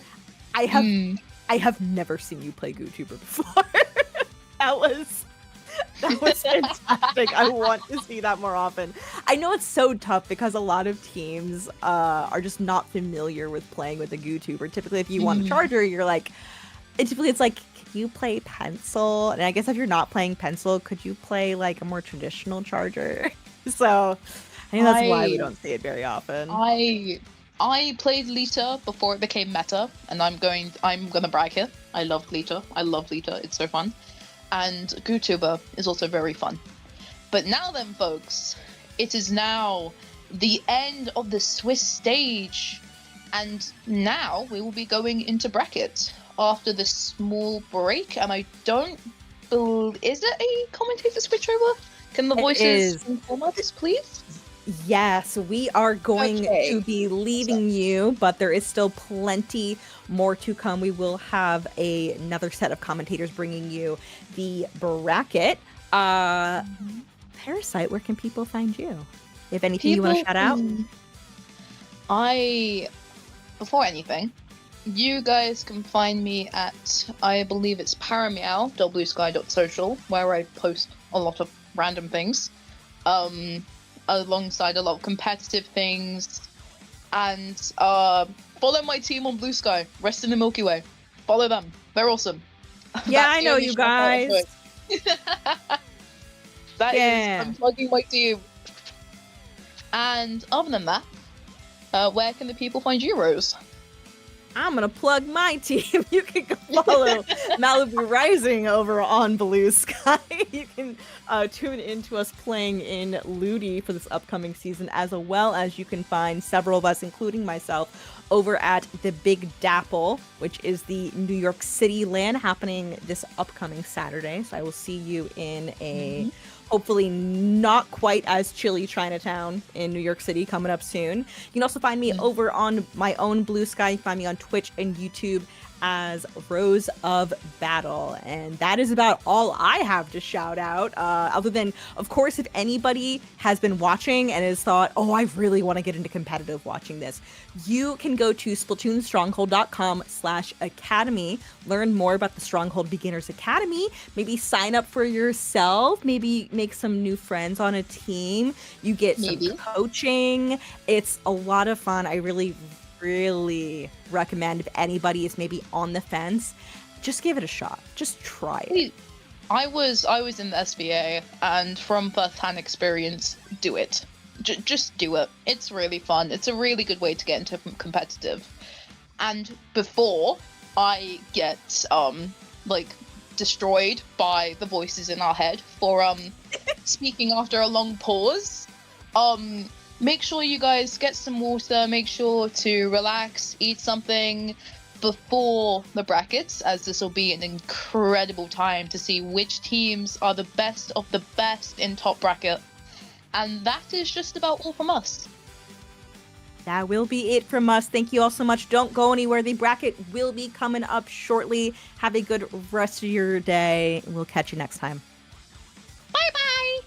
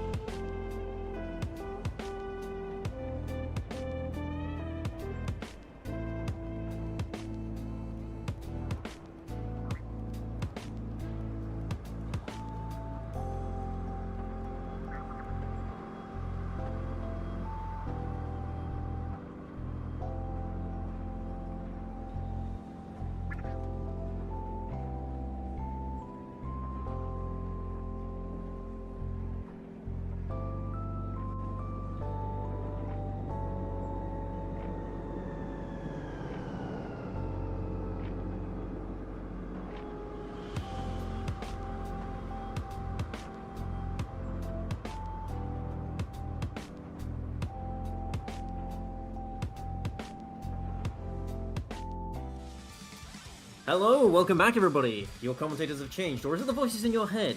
Just kidding, I've done this bit multiple times at this point. Welcome back. Welcome back to the Academy All-Stars event. Allow me to introduce myself. It has been a while since I've been here. I am Snub here, and I am accompanied today by my co-commentator, DH. Hello, hello. It is a pleasure to be here. It's a pleasure to see all these teams from all these SBA seasons come together. And we finally made it to the bracket stage. We are seeing the best, those who have made it past this group stage, and you ultimately crown a champion amongst this all-star tournament. But Kieran, what can you expect between these two teams here? I mean, we already saw the last set from What the Fuzz. They've definitely been shown to have some spontaneous and crazy plays. And Drip Drop Die, I haven't seen them play yet this tournament, but I have been hearing some good results from them. So I'm quite interested to see how they work. Their combos are looking very interesting as well, as we can see. So yeah, surprisingly, we're seeing that's the Viper Jet? No, not Viper. Name It's the escapes new me. one with Splashdown. Yeah, I think it's like the Cobra. one. The third kit. Yeah, Cobra. Pardon me. I'm personally scripted against both of these teams, and I think Drip Drop Die in particular, look at their comp. I think the thing that sticks out to me the most is just Sploosh and 96 player. Both weapons, they're different weapons, and they have different playstyles, but I think whichever one they pick, they can take over a game with it, keeping an eye on curbs there for whichever weapons they pick. But we are going to see. We are getting into game one here on Humpback Rainmaker. This is our quarterfinals for bracket, and can't wait what we have in store here. I mean, we've definitely seen them What the Fuzz work on this map before. It's literally the mode we literally just saw them play on last. So we'll see if Drop Die has been taking notes. Yeah, no shortage of interesting comps here. We see the GooTuber come out for What the Fuzz. On the other side, Drip Drop Die, they have 4 pretty commonly seen weapons, but not often together in the same comp. A lot of paint there. As you see, What the Fuzz grab first, but they get stopped about a little bit away from mid here. Drip Drop Die holding strong on defense. What the Fuzz is going to pop again. Hyper Beam on that decap. Going to see if they can pressure that right side checkpoint. They're going to go down. Drip Drop Die swarming here. Although 2 go down, the Splashdown comes out to trade the Rainmaker. There are people going down all on both sides here. Yeah, they're like both teams butting heads in the first minute, and it's definitely going, it's about going equally, but we're going to have to see who manages to get a breakaway first, because the Ultra Brush so far has been a right pain in their neck from the first 30 seconds. And we'll have to see how that goes. Never mind. Unfortunately, does not get a pick there, but then again, that was a bit of a reckless play. Splashdown goes down for the defense. The Bubbler protects the carrier and keeps things going. Now, strong. Never mind. I right before I spoke. Oh my goodness, this is a clash of epic proportions. But looks like What the Fuzz is coming out on top in terms of score. Keeps going with the Octa Rush. Doctor is not the Doctor. I can safely say the Doctor is in the house, but for how long? Well, that is proven. Yeah, it's chaos on all sides here. Drip Drop Die finally is able to clean up that push, delayed wipeout for them. And if you're looking at the game state, they only got to 48 with the Fuzz there. Drip Drop Die's got to be happy with that. That lead could have definitely gone much farther, considering that they did wipe out there in the Warlock specials. Deathic with on T-Tech is going to mute strikes maybe a bit early. They're going to try and do it. Finds 1, finds 2, looking for the 3rd. The teammate's going to help out. That's 3 down. The Rainmaker goes down, so Drip Drop Die does not get the checkpoint, but they're in great position to take it soon. Although maybe not. Look at Arcade on that GooTuber finding 1 kill. They have Hyperbeam on that decap. The Rainmaker gets checked, but Hyperbeam is able to take that and clean up the push. Again, good defense from both teams here as we get started within this game. I agree.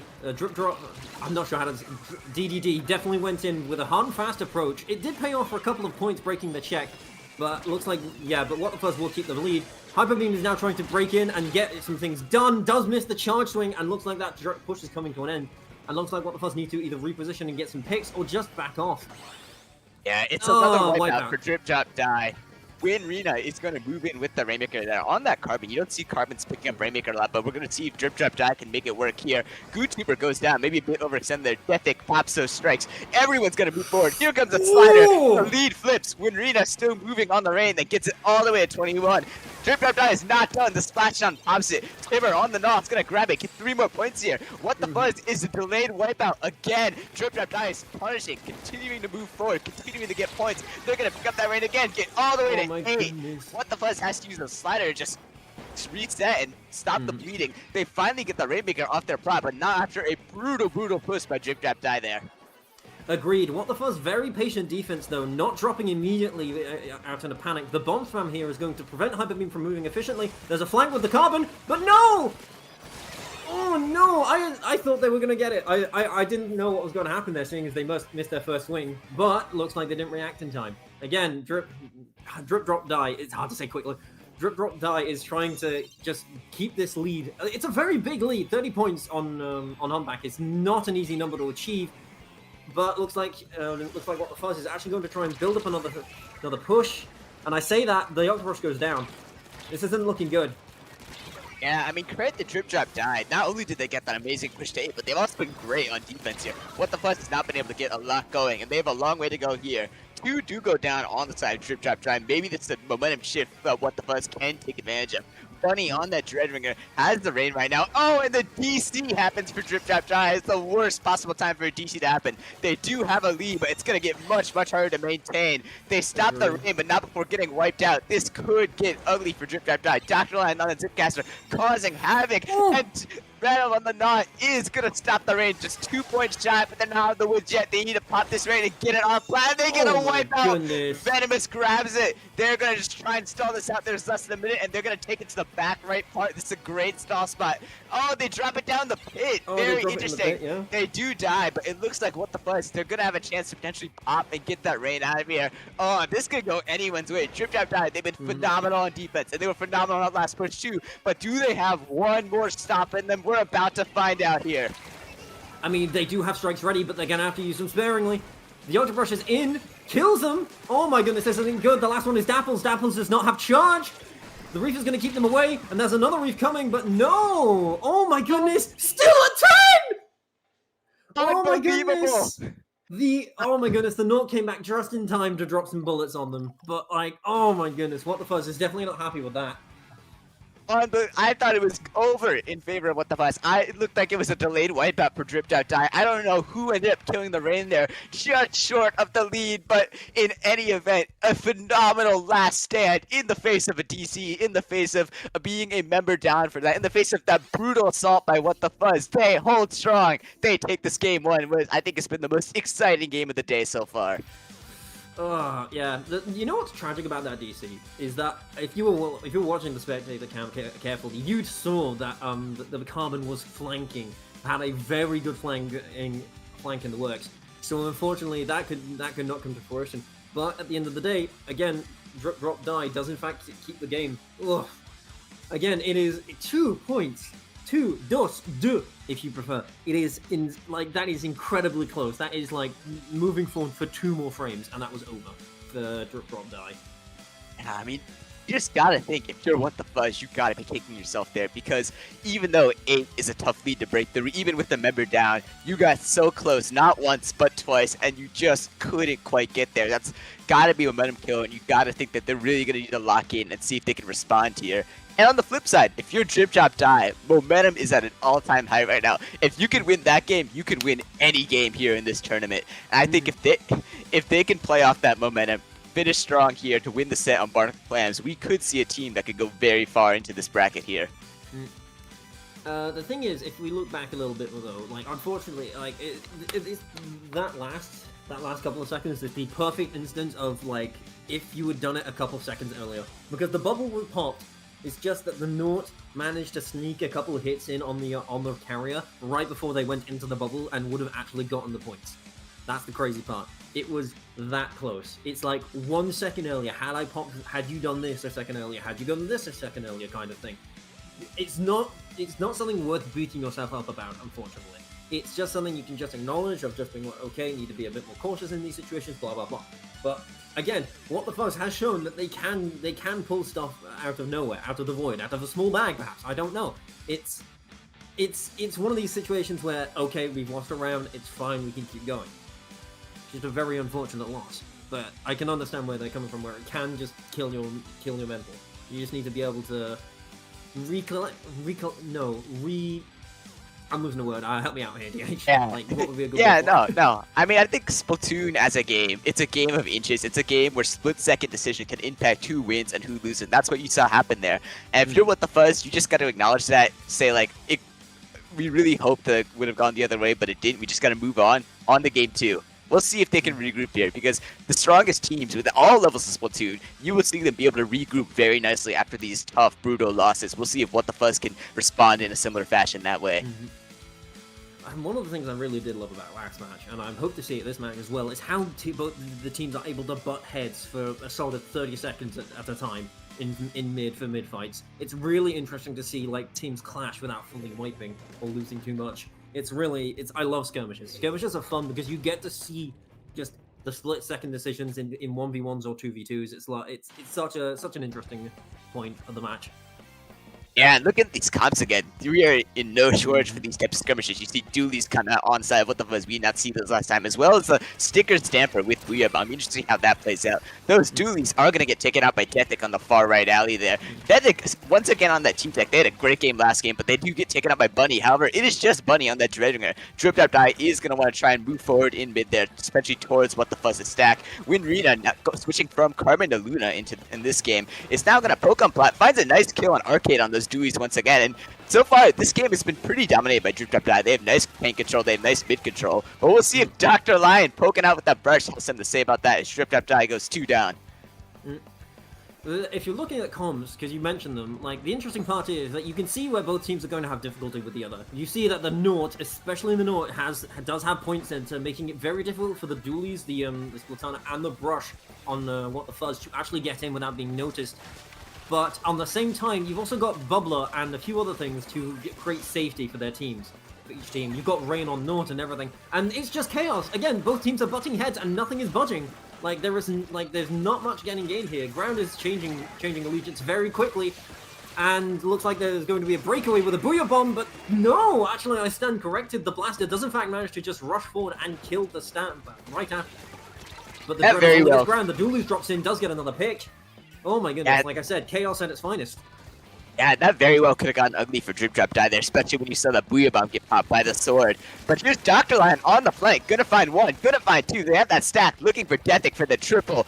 They're not gonna quite pursue it yet, instead settling to like maybe get something started on the stack, maybe wait for specials. You do have that slider ready for Bunny on that Dragner, but nothing else does it now. Dr. Lion has that power clam made. They're going to maybe try and move in. These strikes coming out from Deathik might have something to say about that, though. Venom is going to find a nice kill on Dr. Lion, and just like that, momentum's back in the favor of Drip-Dap-Die. Venom now is Aura. They're going to want to move into mid quickly with that. It's just Bunny still holding that slider. We'll see if they opt to use it defensively here, but Drip-Dap-Die, back-to-back nice defensive stands there, and they look to get settled in the mid a little bit more now. Oh my goodness, the parry! Oh my goodness, right as the one player goes for the reslider, another one immediately counters. Literally a question of I press the button second. And like, yeah, no, Drip-Dap-Die has been able to stand firm here, and is actually going to just keep that momentum they built up over the course of this match. And while they've got one member left, and can What the Fuzz actually clear it out? That's the question. Like, it's still going. Okay, there, yeah. I think it's an impressive trade there. I thought they were left for dead, but to get a trade out of that really limits the counter push that What the Fuzz's gonna have. Dr. Lion is still gonna move forward, find one, inspire that. Looking for a second. Winrina on the Blaster gets that too. Venomous on that, now it's gonna have to back up a bit. The Zipcaster and the Slider come out. Not gonna quite find anyone. Venom on the knot is gonna take out the sword, but not before getting traded back. Arcade's gonna try and maybe score with these Doolies. No. They're gonna get taken out. It's just Dr. Lion on the brush. They're up though, and they get a trade out. A lot of people going down on both sides, but amidst all that chaos, what Drip-Dap-Die is gonna try and hold. Oh, Hyper Beam sneaks in and gets the score, and we'll see if that's enough to get lead. I'm not sure if it will, as it looks like Drip-Dap-Die has everything cleaned up as of now, but it's still a good score in a game that hasn't been very high scoring as of now. Yeah, unfortunately, like that was a good play to try and close the lead a little bit. Unfortunately, that is going to give Drip-Dap-Die a pity clam, and therefore a bit of special advantage. But then again, What the Fuzz does have one on the back as well. Booyah coming out from Hyper Beam. Is that going to actually get them some space? It does actually get a pick. And now, ooh, Hyper Beam again going in with Arcade. Arcade and the Dapples switch places. That's actually pretty funny. And Dr. Timmer is now in. Never mind, is forced to back away immediately with the fact that they are facing 3 players. And the basket is open. What the Fuzz has the opportunity to take the lead. They don't have any clams though. This isn't good. They need to react quickly. But Drip-Dap-Die notices the fact that they have to back off and immediately takes the space surrounding basket to stop them from scoring any further. The lead is slowly getting there, but does What the Fuzz have enough time to actually make it? That's the question. Looks like Drip-Dap-Die is looking to provide an answer of no.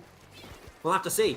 Yeah, Drip Drop Die, they are bending on this defenses, but they are not really breaking. They still maintain that lead. Although it is just Venomous on the knot, they're going to have to back up from stack, potentially giving What the Fuss opportunity to get high ground there.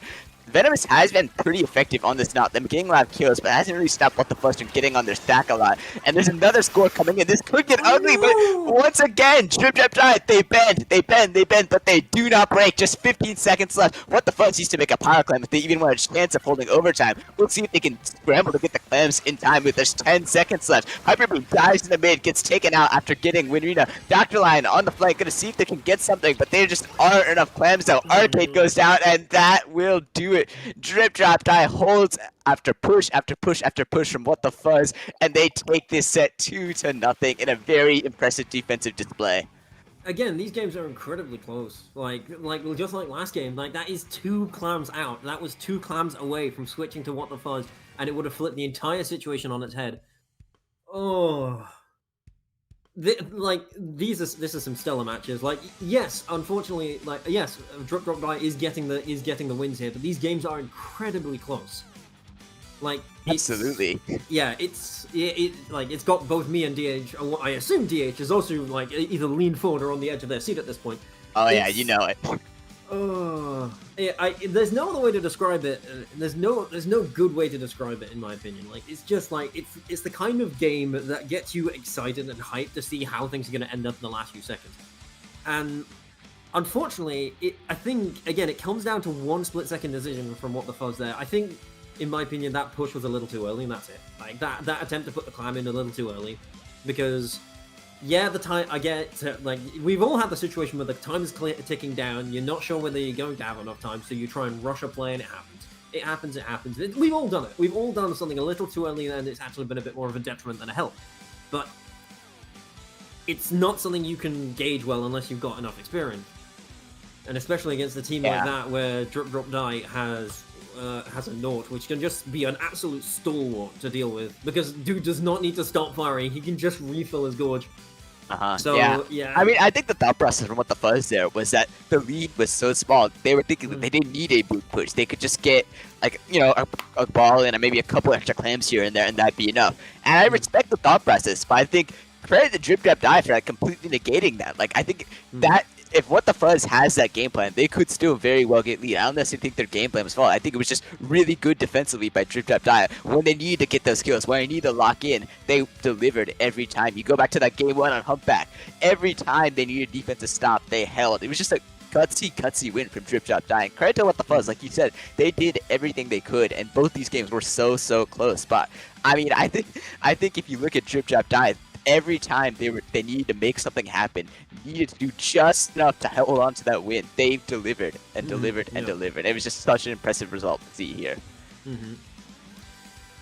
Yeah, but it unfortunately looks like What the Fuzz will be going down in the bracket, whereas Drop Drop Die will continue on. So we'll be right back with the next match when everything's sorted out for you. So we'll see you guys then. In the meantime, we'll see you in a moment.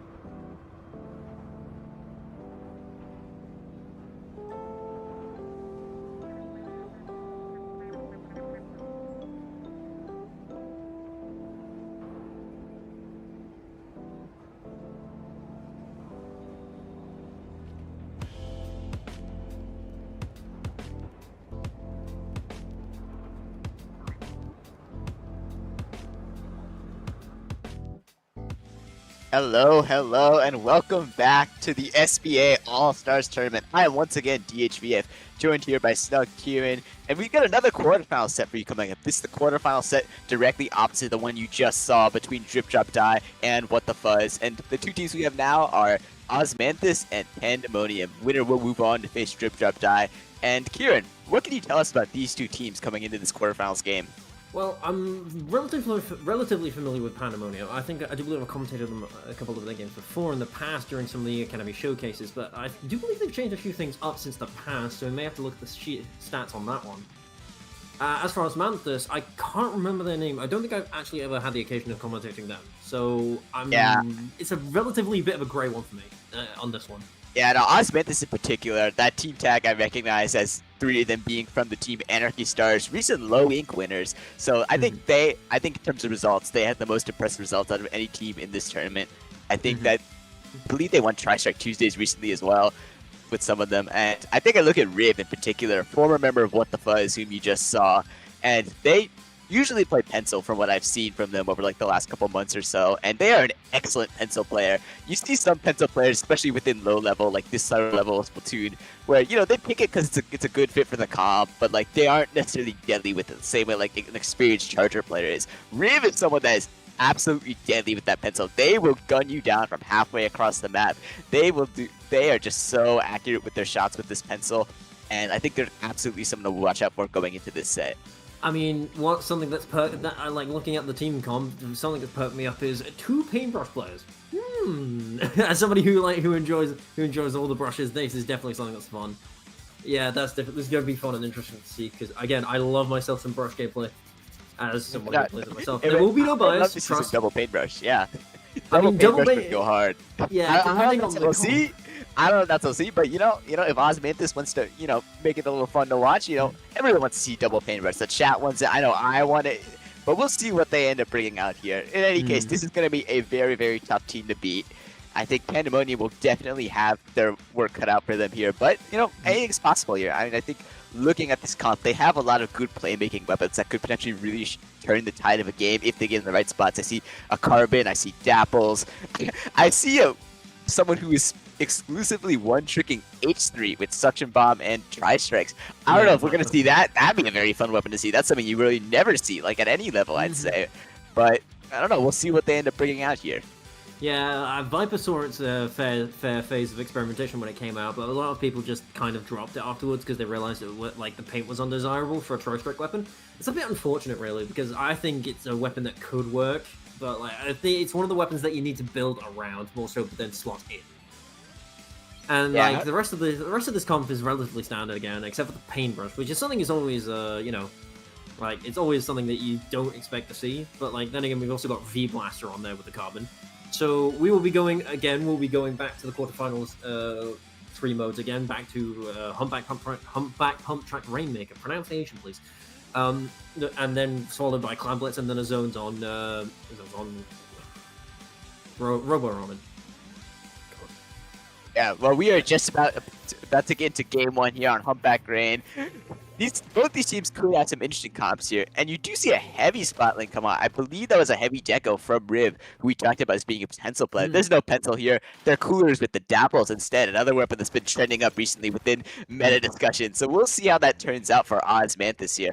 Pandemonium also running a Dapples, but they have a much shorter range comp here. As we see 2 go down immediately on the side of Pandemonium, the rest of them are going to be forced to kind of clump on this right side, but that's not going to leave an open path for the Rainmaker to immediately get this checkpoint. Good start for Osmanthus, as they're going to get this checkpoint relatively cleanly, although Rib will be forced to jump out there. Yeah, that could have been a little bit more dangerous for Pandemonium, but they did a good job to recover after that interesting opening there. Oh my goodness, this paintbrush is incredibly aggressive, and I'm all here for it. At first, when I saw the team spawn in, load in, I thought we had a double Wavebreaker comp here, but it turns out I'm completely incorrect. And I'm actually interested to see this, but looks like they're going to get a really, really big lead. Oh my goodness, how? I mean, again, they did a great job of clearing, and it doesn't look like the push is over because the Wavebreaker is active on their side. But it looks like Pandemonium will actually clear the Rainmaker off of their ledge, and is going to make a breakaway for their own checkpoint. Looks like yeah. And Pandemonium does get stopped there. Osmanthus shuts down the potential sneak towards the checkpoint that Pandemonium tries to do. But I mean, if you're looking at Pandemonium, they have a long way to go. I think they really, at this point, if they want to take this lead, that's all the way at 4 now, they need to be going for like these more long development pushes. I don't think they're just going to sneak it behind Osmanthus there. That's Goliath on that paintbrush, underneath that ledge, just going to find one there. The Dapples, they're just sharking a mid there. Zuki, they got that Rainmaker to 4 earlier, and they're going to try and move forward again. They're not just moving the stall. They don't quite get enough points to get lead, but check it out. It is just Rakudas on the crowd there. It's alive for Pandemonium. They need to pop that quickly and get it out of there. Otherwise, Osmanthus could potentially continue their snowball here. Yeah, I agree. The thing is, like, this team is really good at holding space. Like, Osmanthus' team is extremely strong at holding space and holding their ground, and with these specials and weapons. It's just like, you need to respect them, but you need to respect them just enough to, never mind, okay, Pandemonium again with a very close shave, Eve. And they are fighting for dear life because Osmanthus may just keep losing players, but it's just like a Hydra. You can't run ahead of 2 more grow back. And looks like there's going to be exactly the case. Goliath on podium looking to make a jump onto their spawn. He does get it. And this could be a big problem for Pandemonium. And this might just be what does them in. We'll have to see. Yeah. Well, the Wavebreaker comes out. It's preventing the only way for Pandemonium to really pressure that rain there. There it is. Take it left, and that's it. Just a dominating effort by Osmanthus here. They were all the way up into spawn at one point. Just Pandemonium could not really prevent Osmanthus from going wherever they wanted. And it culminates with that Rainmaker ending up right on that pedestal there for a relatively quick knockout. Yeah, very strong showing from Osmanthus there. It was very interesting because they had a very in-your-face approach to that Rainmaker match, and it definitely paid off for them. You wouldn't expect that though, would you? You wouldn't exactly expect that from a heavy and a paintbrush comp, would you? Because like, yeah, the weapons are slow. They can definitely get the job done if you give them the right space, which is definitely what they managed to do. Yeah, absolutely. I think that it was definitely a more aggressive comp that Osmanthus was trying to lean into. I mean, I look at doing heavy over pen, using Dapples that are cooler. Obviously, the paintbrush there, that was impactful for so much of that game. And I think like they really played that identity nicely. Like, I think when they were pushing onto the plat at Pandemonium, they were like, Pandemonium just didn't have any answers. They were able to kill the Rainmaker at times, but it wasn't ever sustainable. Like, they weren't able to like get a proper counter push like formulated. It was just constant pressure, even amidst like the Rainmaker carrier dying for Osmanthus. And I think that's what you really want to see from a comp like that wants to be aggressive, wants to be constantly fighting you. Also, definitely want to point out again that paintbrush getting onto and getting up to that point, and then like managed to get in the Wavebreaker to force people away from where they were approaching. That was a fantastic play to get the push back in on the end. You rarely see people do that. That's the thing. You rarely see people, well, actually manage to do that, because most of the time when you get to the podium, you either finish the game or you get wiped. So. Yeah, but we'll see how these teams can, potentially adjust, especially if you're looking at Pandemonium here as you go into Barnacle Clams. I think this is another map that I think favors that like aggressive, bruising playstyle that we saw Osmanthus kind of leaning towards on that last game on Humpback Rain. We'll have to see what Pandemonium can do to mitigate that, really try and hold on to those stacks for as long as possible, because I think once Osmanthus gets high ground on the stacks, especially that paintbrush, I think it could be very hard for Pandemonium to kind of get back in a bit, get counter pushes going, but we'll see how they respond here. Yeah.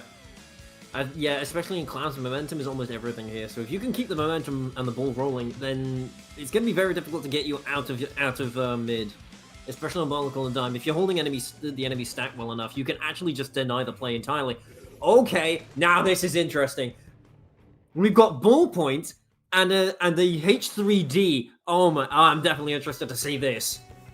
Yeah, I mean, if you're Pandemonium, you gotta be at least somewhat grateful that there's no more paintbrush on the side of Osmanthus instead of H3.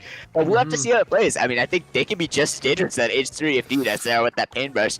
But 2 do go down. Pandemonium starting out with some positive momentum here. Sheldix on that sword is going to try and dive that plat, rush down Goliath on that H3. Pumpkin on that carbon is going to find one. That's a Sampler jumping in. Zuki.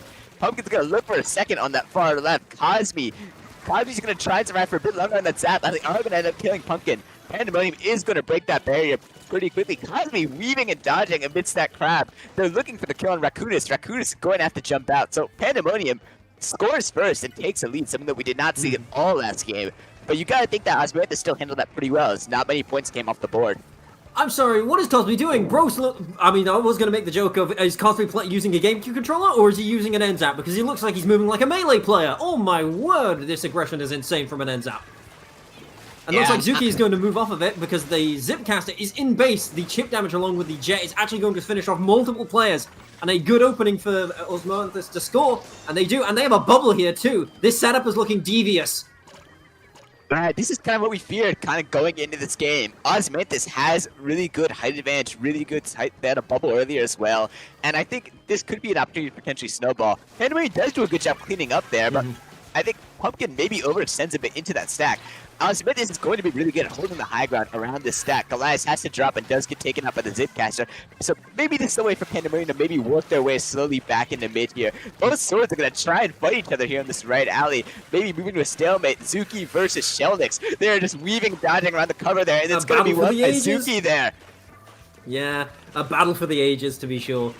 The thing is, oh wait, never mind. Hold on. Let's see what I was gonna say something, but let's let the mid fight develop a minute. Jet comes out, isn't able to get anything so far. The HVV is down. The NZAP goes down as well, and looks like both drop specials are gonna happen.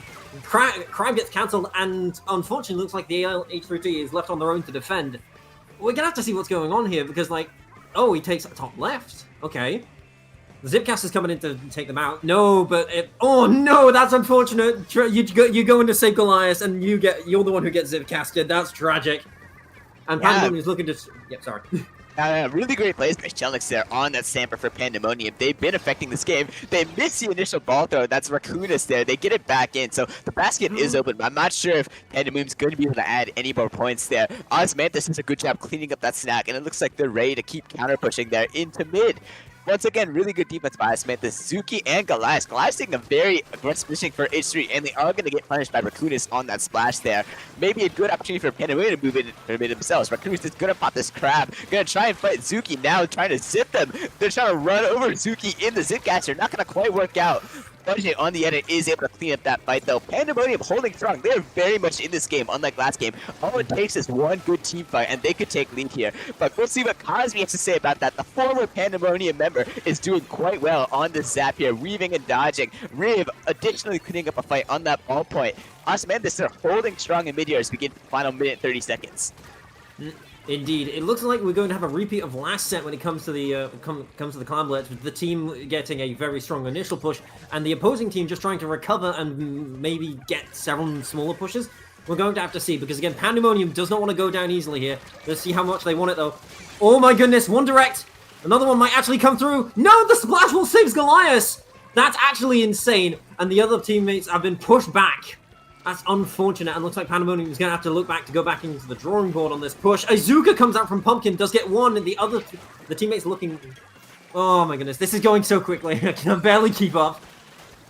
Yeah, no one team has really been able to take full control of mid within this last minute or so. Both Zipcasters are going to come out from Sheldix and Zuki. Zuki going to try and find a kill in this alley, but nice kill by Raccoon is diving into the pit to get the mid-air kill. That could be a momentum changer here as they look to pop this crad, bombarding the stack of Osmanthus, looking to see if they can get. Cosby's going to drop the Triumph Bomb and not going to quite get the kill. Now they're going to just melee them. They find one, they find two, they have Aura now. Cosby looking for a third, not going to get it. They get the trade though. That's a wipeout that's potentially game changing here. Osmanthus, they don't quite have the clam. Zuki having the most. Zuki's gonna try and make the ball. They make it. They're gonna score now. They're gonna jump that pity clam. They're gonna find it, buries it into the basket. That greatly expands their lead there. They are still fighting on that ramp, and overtime might not even happen at this point. Pandemonium doesn't have a clam. They're 3 down. It's just Sheldix fighting for their life. The basket needs to close, and it does with just 1 second left. So the pity clam does spawn. Overtime is now forced, but Pandemonium, they have a long way to go. They gotta go the full length of the map. They gotta dunk this pity clam with just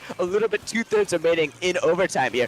Cosby on the sap, weaving, dodging a sack. The Zuko and the Zipcaster got a budget on the edge, gonna try and score. They get taken out. Somebody needs to pick up that pity. Pumpkin goes for it. They get taken out too, and time runs out.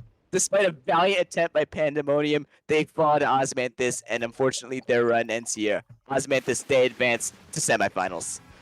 That is unfortunate. Osmanthus built up another very strong push with the bubble and fantastic jump in with that second pity clam. It was great. It was a great play. And again, I was not expecting the H3 not on those D, but I'm pleasantly surprised, and it was a very interesting one to watch, that's for sure.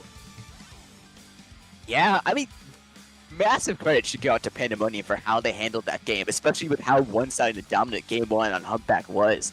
I mean, I think if you looked at that Game 1 and compared to Game 2, it's night and day. Pandemonium, they adjusted. They put that game behind them, and they really locked in to make that game competitive. They eventually folded in the end with that last push from Osmanthus. It couldn't quite get the overtime push to work out, but that was a very good competitive game back and forth. I think especially Shelnix on the sword went bar for bar with Zuki on the other sword for Osmanthus, and they did a really good job keeping up there. So much credit goes to Pandemonium for keeping that set interesting, especially in Game 2 there. Yes, indeed. I'm losing. I like these games are good, so good. My words are just leaving me. It's frankly frustrating. I would like to actually speak if my brain would allow it. Like, oh my goodness, these games. Again, Osmanthus with again these comps are something I was not expecting from a team front like Osmanthus, but. Again, I'm very pleasantly surprised, and I'm happy to see these weapons come out, because you don't get to see these weapons often. You don't get to see Paintbrush often. You don't get to see L3 often. No, H3. Yeah, no, I love the H3 pick there. That's just a weapon that you just never see. And was it as valuable as the Paintbrush was in Game 1? I'd say no. I think it was definitely not quite as effective, but I mean, you still love to see, especially in a tournament like this. And they still managed to get the win in spite of the H3 pick. So really glad that these teams are all giving us interesting comps to look at, comps that you're not really going to see as you go up to higher levels in the Splatoon scene. So really excited to see what we have in store here. I'm definitely interested to see the next one when that match is ready. So yeah, we'll be ready when we can. I'm not sure, but we'll see you then. We will see you then for, I believe, semifinals coming up next. Yeah, in semis, yes, semis.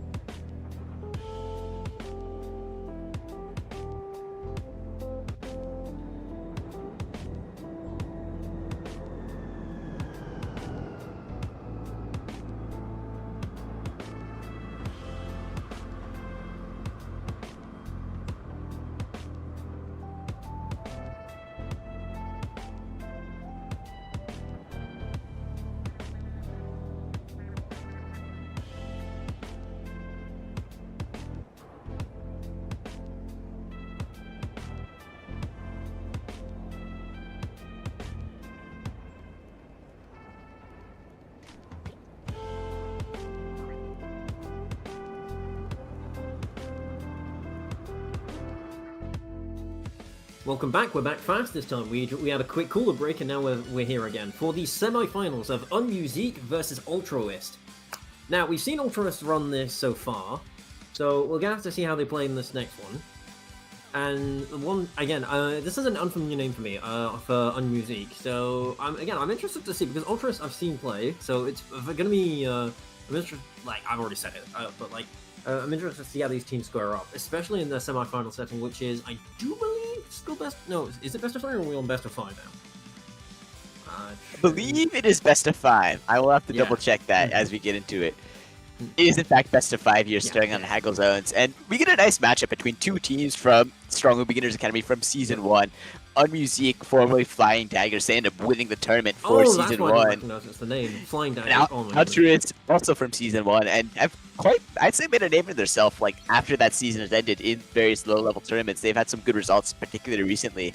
So this matchup can honestly go either way. I'm really excited to see what happens. Winner of this set will be in finals. So a lot on the line here. And what can you tell us about these potential comps that we have here? I mean, yeah, no, thank you for clarifying that it was Flying Daggers, because I remember Flying Daggers very well. Like, it's just that I didn't recognize the name. That's all. Pardon me for that, lads. because Flying Daggers had an impressive, a phenomenal run with a double sword comp for the majority of their SBA showcase, which was really fun to watch. I really do hope we see it again here, but looking at the weapons that they put up for this tournament, might not happen to a couple of Flying Daggers fans' dismay. But we'll have to see, because again, Altruist, also a Season 1 team, was very interesting to watch at the same time. So maybe these players are looking to have a rerun of that SBA showcase moment, huh? It's going to be a fun watch. Yeah, especially think it's best of 5. Best of 5 Yeah. is good. Yeah, I mean, looking at Musique's comp here, the thing that sticks out to me most is at the very bottom, Davidos with that Dynamo front end. It's a weapon that's been talked about at length pretty recently with those buffs, with those increased amount of people picking it up, and we'll have to see if we end up seeing a Dynamo for Musique here. I mean, like, based on these buffs, it is a very scary weapon. It can completely change the course of the game if it gets in the right position, so we'll have to see here. It looks like the rest of Musique's comps has a bit more traditional weapons. You see the Roller, Pro, Dually, Sword. We'll have to see what they make of that. I think there's a lot of nice pieces within that comp there, especially for Haggle's Edge, which I think is it's a map that I think benefits a wide variety of weapons. It's not as super comp dependent. You can make a lot of things work there. So I mean, I'm interested to see what what Altruist as well has. Yeah, Altruist is actually a little actually non-standard. I'm gonna say it's non-standard. We've got the Reflux, we've got the VR Reflux and the Reflux Cream and the V Hydra. Now, V-Hydra isn't what I was expecting. Like, sure, it does have Booyah Bomb, but, like, in comparison to, like, you would expect if someone's gonna play Hydra, it will be the new one. It will be the newer kit in favor of that. I don't know. From what I've heard, I think people like both kits in a way. I mean, I think Booyah Bomb is quite good as of now. Hydra's going to get a lot of them and be able to use it from safe distances. So I definitely see the logic behind going V-Hydra, although I do agree the bubble kit does have some merit as well. But yeah, I mean, I think if we're gonna see a Hydra comp here, Haggle's Zones is, I think, one of the better maps that we could see for that. If you're looking from the perspective of Altruist, I think Hydra can kind of post up on that tent. There's a lot of good ways for them to back up if they get rushed down.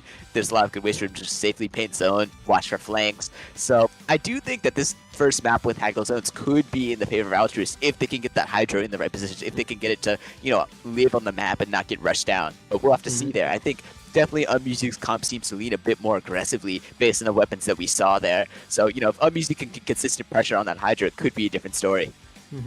Yeah, looking at when you put it under that context, I have to agree with you. And I think the best way to define this first game is definitely going to be the word volatile. Because if they do choose to bring Hydra especially to Hagglefish Zones, there is going to be a fair amount of time where that Hydra does need to spin up, and that's going to be a very good opportunity for somebody to sneak under the tent or maybe pick them off. So we're gonna have to see how the teams work around these comps once they get a feel for each other. But for the moment, we're just gonna have to see. And by the sounds of things, it's looking like the teams are just about ready to go. I'm really interested to see how both of these teams meet on the first engagement, because we all know Hagglefish by this point. It is you either go through mid or you go around and see what happens. Yeah, it is arguably the map that we've seen in competitive Splatoon 3. You see it; it's so reliable. You see it in pretty much every tournament, a lot of scrims. You're going to see Haggle Zones come up at least some point. Like, I think it is something that have been countless battles on it. It's all reliable, like I said earlier. And I think that it'll be a good gauge to see how these teams are going to match up, as we know a spot of finals is on the line. So it'll be interesting to see how they see as we're about to get into the game here. Yeah. When things like this, when you've got an immediate spot into the finals, especially on the winner's side, oh boy, yeah, no, that is something you want. That is something every team wants a shot at, and every team wants to go at. We'll fight tooth and nail to get. So we'll see which team wants it more. Shall we? Yeah, we shall here, as we are finally getting into our first semifinals game of Musique versus Ultras. Let's see what we have in store right now. We have Pen. Okay, is this the first Pen? I think it might be. And we have, oh yes, okay, I'm interested to see, we actually have the newly buffed V Heavy, which is something I really like. Yes, I understand everybody's opinion on, special spam and stuff, but the V Heavy makes things a little more interesting, especially for Hagglefish, being able to dye such a big portion of mid. And, well, it looks like, oh my goodness, the bucket from Ultra is actually going to get very aggressive. Shaq doesn't go for a pick, but does get caught out. And now there's some space has been cleared by the wave breaker. Yeah, we see Umber on that vanilla thrower. They had that Zipcaster Ray just playing around. They're going to go all the way around right side using that Zipcaster. Going to see if they can catch someone on Altruist off guard. Targeting that V Heavy, deciding not to quite go for it as they go for the recall. No kills on that Zipcaster, but they do manage to cap that zone in favor of Unmusique. The Vito's on that Pencil. We thought they were going to play Dynamo earlier. They're on Pen. A little more standard, but we like to see it. As we all know, Pen is great, and they're going to try and paint, but Altruist, out of that strikes, is going to get back in and cap this zone once again. Yeah, some really good use of the strikes to create space and give the team some breathing room to get back in.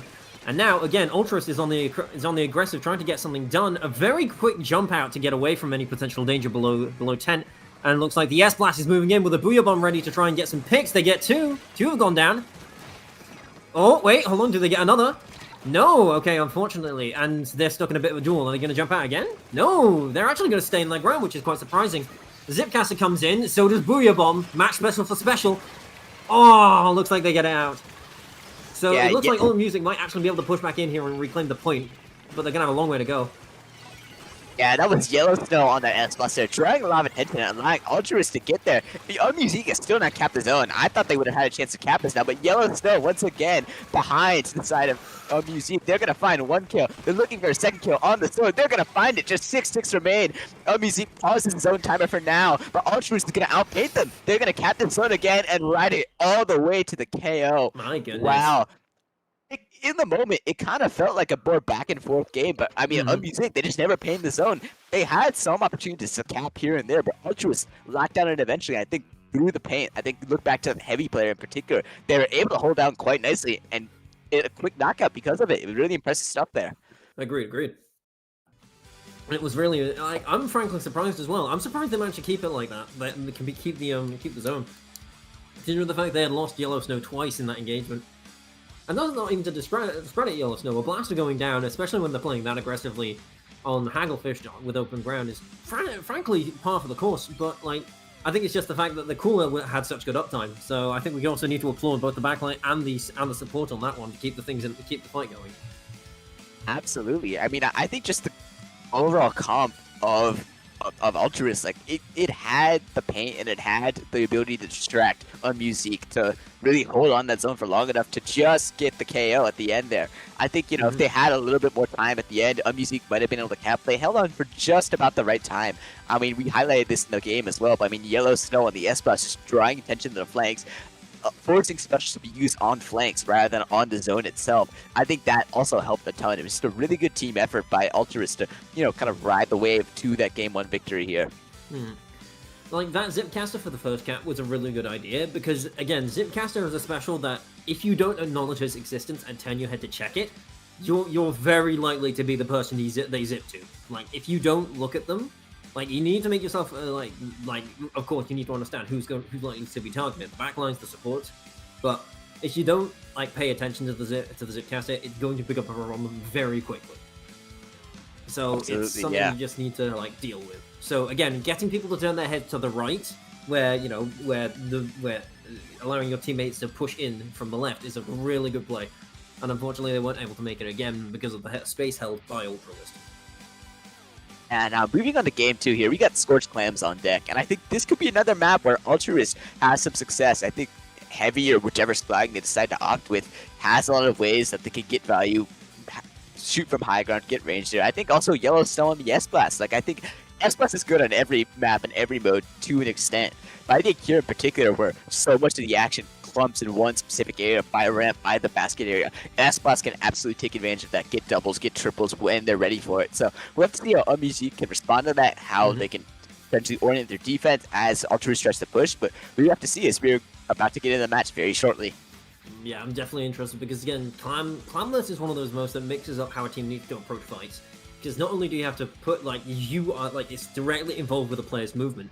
So, like, being able to have a team that can quickly move up upon an opening is vital. And looks like that is actually going to be the case. Because, is that V-Heavy again? It is! Okay, I think I can actually already envision how they plan to do this. So we're going to have to see how both teams. They have beacons as well. Actually, looks like Ultras is actually set up to do for the very long game on this one with 2 placeable subs. Yeah, absolutely. We see the same comp, I believe, from both sides here. Unmusic still going with that pretty standard comp of Pro, Dooley, Sword, and Pencil. The Vito's is going to get taken out early. They got the cooler out, but that is going to be the extent of that. Not having your anchor for this opening is going to be really brutal for Unmusic, as Ultras looks to get a push start. Gibbons on those downward Louis, as you mentioned last game. They're going to toss some clans over. Ultras has the ball. Gibbons now going to dive in. The mists are going to help clean that up. Gibbons is stopped short in their tracks. And now Umbra on the sword. Going to find a nice kill on the ball carrier Heavy there. Still zipping around. See if they can find a second kill, but they get taken out by Buff Shack on that bucket though. So Ultras, their push is stopped, but they're able to regroup somewhat nicely afterwards. Yeah, a deadly combo from the sword on the tank, but Ultras able to stand their ground. Unfortunately, the blaster does go down on the side due to a 1v1 with the duelies. Not the best matchup, but it looks like... Oh, wait, hold on. The duelies has a flank. Are they actually able to get something out of it? Not looking like it. Takes 2 ticks from the Wavebreaker. And the mini... oh, wait, no, never mind. They actually get out of that, which is surprising. Now we have Ultras on the back foot for the moment. I say something and they immediately get a pick. Can you guys keep the game stakes interesting for 1 second, in the same way for 2 seconds? The Yeah, gets a pick Yellow on the is gonna try and find a kill on Davidas on that pen. They go down because of the Ultras now 2 down, but Wintrees cuts down that flank. So again, the game is kind of settling back into a neutral state. No one really has full control mid. No one's really setting up for a push immediately. But Shaq hanging out by this right side pit. Gonna fall right into that bomb. That's a great bomb there by the pro player. And Umbra is gonna go zip again on this sword. Gonna go way behind. Maybe see if they can get an assassination kill on that Heavy. That Heavy is ready. Now targeting 2 Gibbons on the Dapple. So they're not gonna find that kill. They're gonna recall now. Yellow Snow is checking on the wall top mid. They now go on top of that. They're going to try and potentially dive with Buff Shack. Buff Shack, now alone, is going to try and put some pressure on that ramp of Unmusic. They're going to jump out, though. So, again, very neutral game. Not a lot has happened so far. These teams are settling in for really nice defensive holds. Yeah, both of these teams are playing to their strengths, and they're not taking risks for the moment. Yes, some people are making pushes, and Gibbons definitely trying to get in there to get something done, but unfortunately, no, we'll get thwarted. You've got 2 specials ready on the other side of Ultras. Missiles coming out from Musique, so we'll have to see how they adapt. No, again, nothing's happening. It's hard to say because both these teams are playing really well in the sense that they are just avoiding danger and not making many mistakes. But looks like that is going to change with Unmusic picking off the V Heavy, meaning their backline is now gone. Yellow Snow is trying to take a 1v3, unfortunately gets picked. And looks like Unmusic is actually ready to take a very good strong push here if they can actually get hold of mid and get some specials ready. But here comes strikes. Dude, there goes a trade. And looks like Arcturus is actually going to thwart the push entirely. Oh, now you see some action here. 2-3 going down on both sides here. But I don't know if it's going to result in actual pushes towards basket. You see Unmusic preferring to play it slower, more patiently. We'll see if that pays off for them. But they at least have a bit more control in mid there. They are reeling down the defensive Ultras slowly but surely. That Heavy in particular is going down a couple times. And Yellow Snow directs the Pencil in a very brutal way. They're going to pop this Kuya on ramp.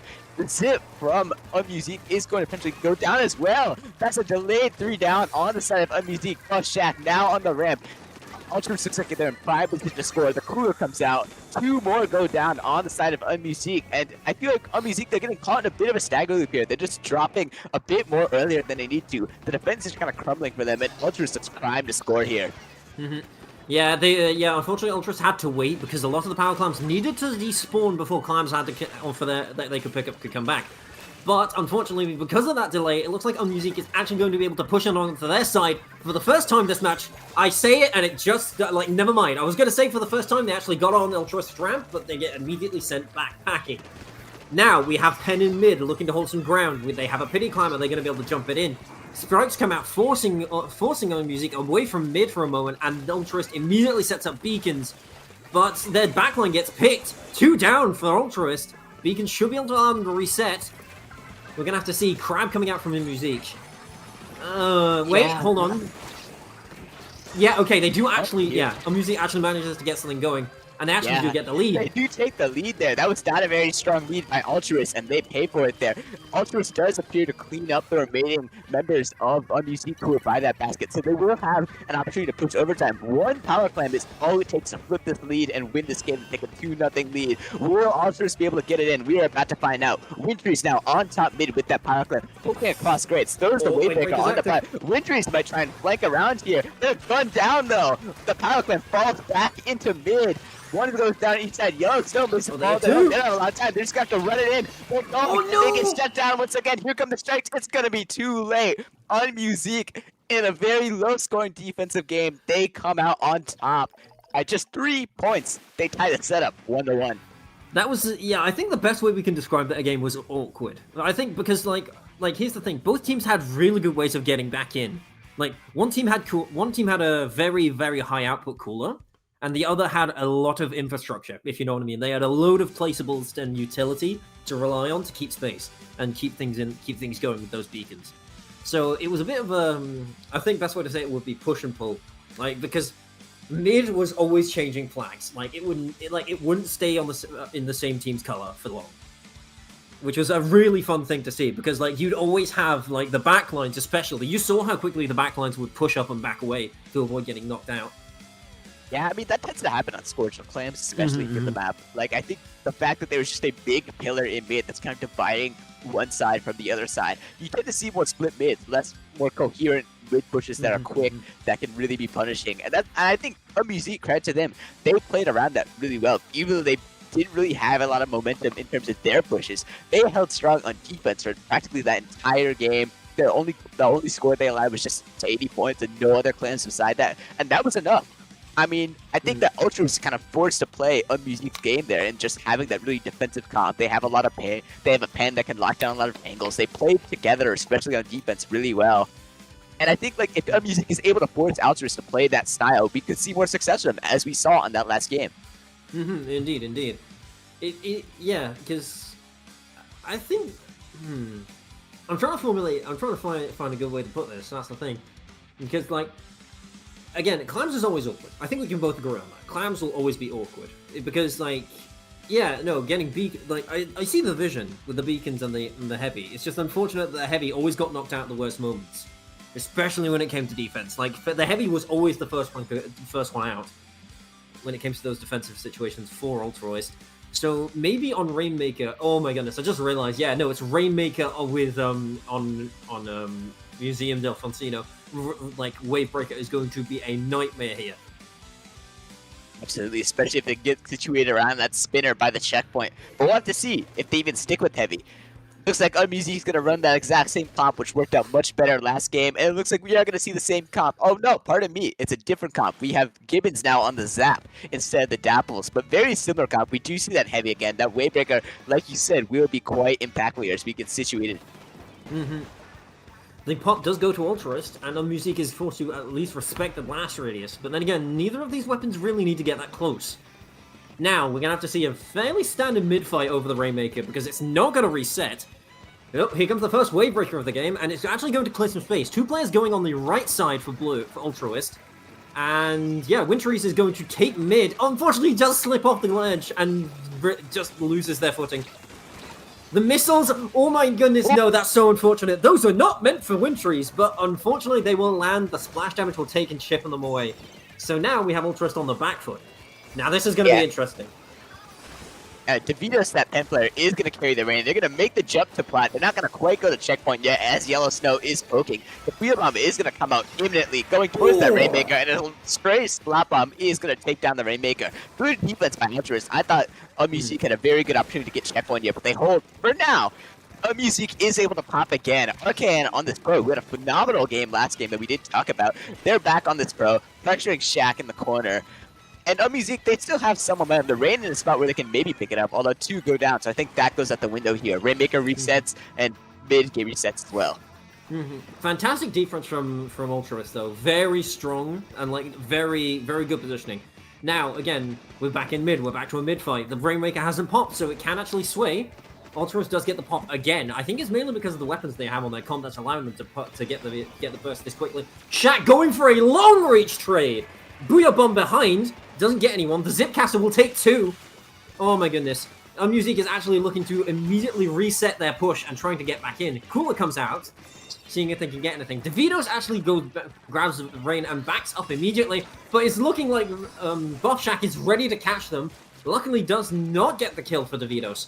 DeVito's rushing right. In a Rainmaker free zone, that's a bit dangerous. Yeah, Oh, you saw DeVito's back up to their plat and take it into a do not retreat zone, and the do not retreat zones on this map in particular are quite brutal. Once they're in it, it's very hard to get out, and I think you kind of saw them panic a bit, just trying to get into a spot where that Rainmaker timer wasn't counting down extremely fast, and that ultimately leads to a quick kill on the Rainmaker on the side of Altruist. Let's see if they can respond with this next push coming up. Meanwhile, Umber locking down a mid, painting that in a bit more of an orange color here. The Altruist does have a lot of paint, so we'll see if they'll be able to hold that paint control for now. Umber does have that Zipcaster already. We'll see if they used it, but Altruist as well. They have Strikes, Booyah, and Wavebreaker all ready right now. We'll see if they can color that in some momentum. The Booyah is going to come out. The Waves are going to come out. The Strikes are going to come out. Everything is coming out here. Yes, and I think this is... Oh no, but then again, Music was ready for that push. They knew they wanted to use the Special Sword at the same time, and they do thwart it with a good, very well-timed Crab. Bomb behind you, you might want to look out, but... Gibbons actually staying in this fight with the N-Zap and the good and a fantastic pick. And Cooler's going to come out to keep them in this push. Oh my goodness. Altruist is not looking to back down, and they want to get up this hill. The second they get up this hill, the Wavebreaker's there. This actually might be the push they need to break check. It is. Fantastic. Gibbons goes down, but the break is worth it because they have Cooler. And now the rest of Ultras can actually do some work. Maybe not. Forced to back away with the missiles and the very well-placed Zipcaster to get one. Can they get a second? No, Buff Shack actually stays in Sharks. And I think it's worth noting that Ultra scored their first points of the game on that push to get checkpoint. They had previously had no points scored for that, for like over half the game. But they do have a lead here. It is again appearing to be a very defensive game between these two teams, so as it was in game 2. Music does not need to go very far to get lead, but they do need to get this checkpoint. 10 DeVito's on this Rainmaker with the rest of their team. Try to get checkpoint. 2 are down the side of Ultras. DeVito's going for it now, but backing up. Buck Shack on the bucket, drops in the mid, gets a little chip damage on it. They gotta jump out, and DeVito's gets that check. They are just 1 point away from lead. They need to grab it and run at 1 point. 2 are down on the side of Music though. Gibbons on that zap, clearing up the ramp. There's no one up on the side of Music to get that 1 point. They're so tantalizingly close. But if you're Ultras, you can take it to that soft spot on the bottom right and Squib Surge up to the uninkable. We'll see if Wintry's here, but this Rainmaker is going to do that. He does have it, but the Crab stops him. Takes it out. That's a very valuable kill for Music. You gotta think if you don't get that kill, they get it to the soft spot and end this game. But Music, they grab the Rainmaker. DeVito's again carrying it. They're going to have one more chance to get 1 point. Just 10 seconds left, and they get it. Oh my goodness. Just gets an 8-point lead. It's not a very good lead, but it's a lead that'll do. And 3 are down. It's just Yellow Snow. Are they going to be able to pop and grab it in time? Maybe. Oh my goodness, yes. Somebody needs to grab the Rain.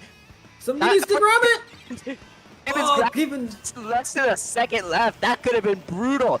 But for now, Ultras can settle in. They avert disaster, and they need just 8 points. They don't have to go very far. Yellow Snow's going to be sharking underneath the plat. They're going to move on now, but they have to drop back down because of that pencil.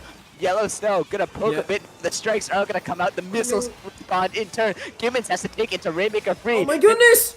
The Zipcaster, it's just them in the bucket though. Gibbons goes a bit too far, and that ends it on Music. Another defensive game. Another win for Unmusic as they make a great final stand to take a 2-1 lead here in these semifinals. Oh my goodness, that is so tragic for Ultras too, because unfortunately they were forced to scatter because of the missiles, and then unfortunately they couldn't recover it. They couldn't get back together in time. Because here's the thing, like I was gonna say, it's like that is such a really difficult position because you need to get up that ramp, and the ramp is the worst part to get up, especially with the Rainmaker, and especially against a team that has a Zipcaster and missiles that can just full send you when they need to. Oh, that just sucks. It sucks to be in that position every time on Rainmaker Museum del Fonzino. Being in that position, forcing to get up the ramp and not get dropped on by someone who's sitting on the spinner. It's just not a fun place to be. Yeah, I really thought Yellow Snow and the S-Plus had a shot when they briefly got onto the ramp. I think if you let an S-Plus get in that position, it's always going to be dangerous. But I think Music, they needed to be disciplined in their defense. They couldn't be overextended to feed that S-Plus, and that's exactly what happened.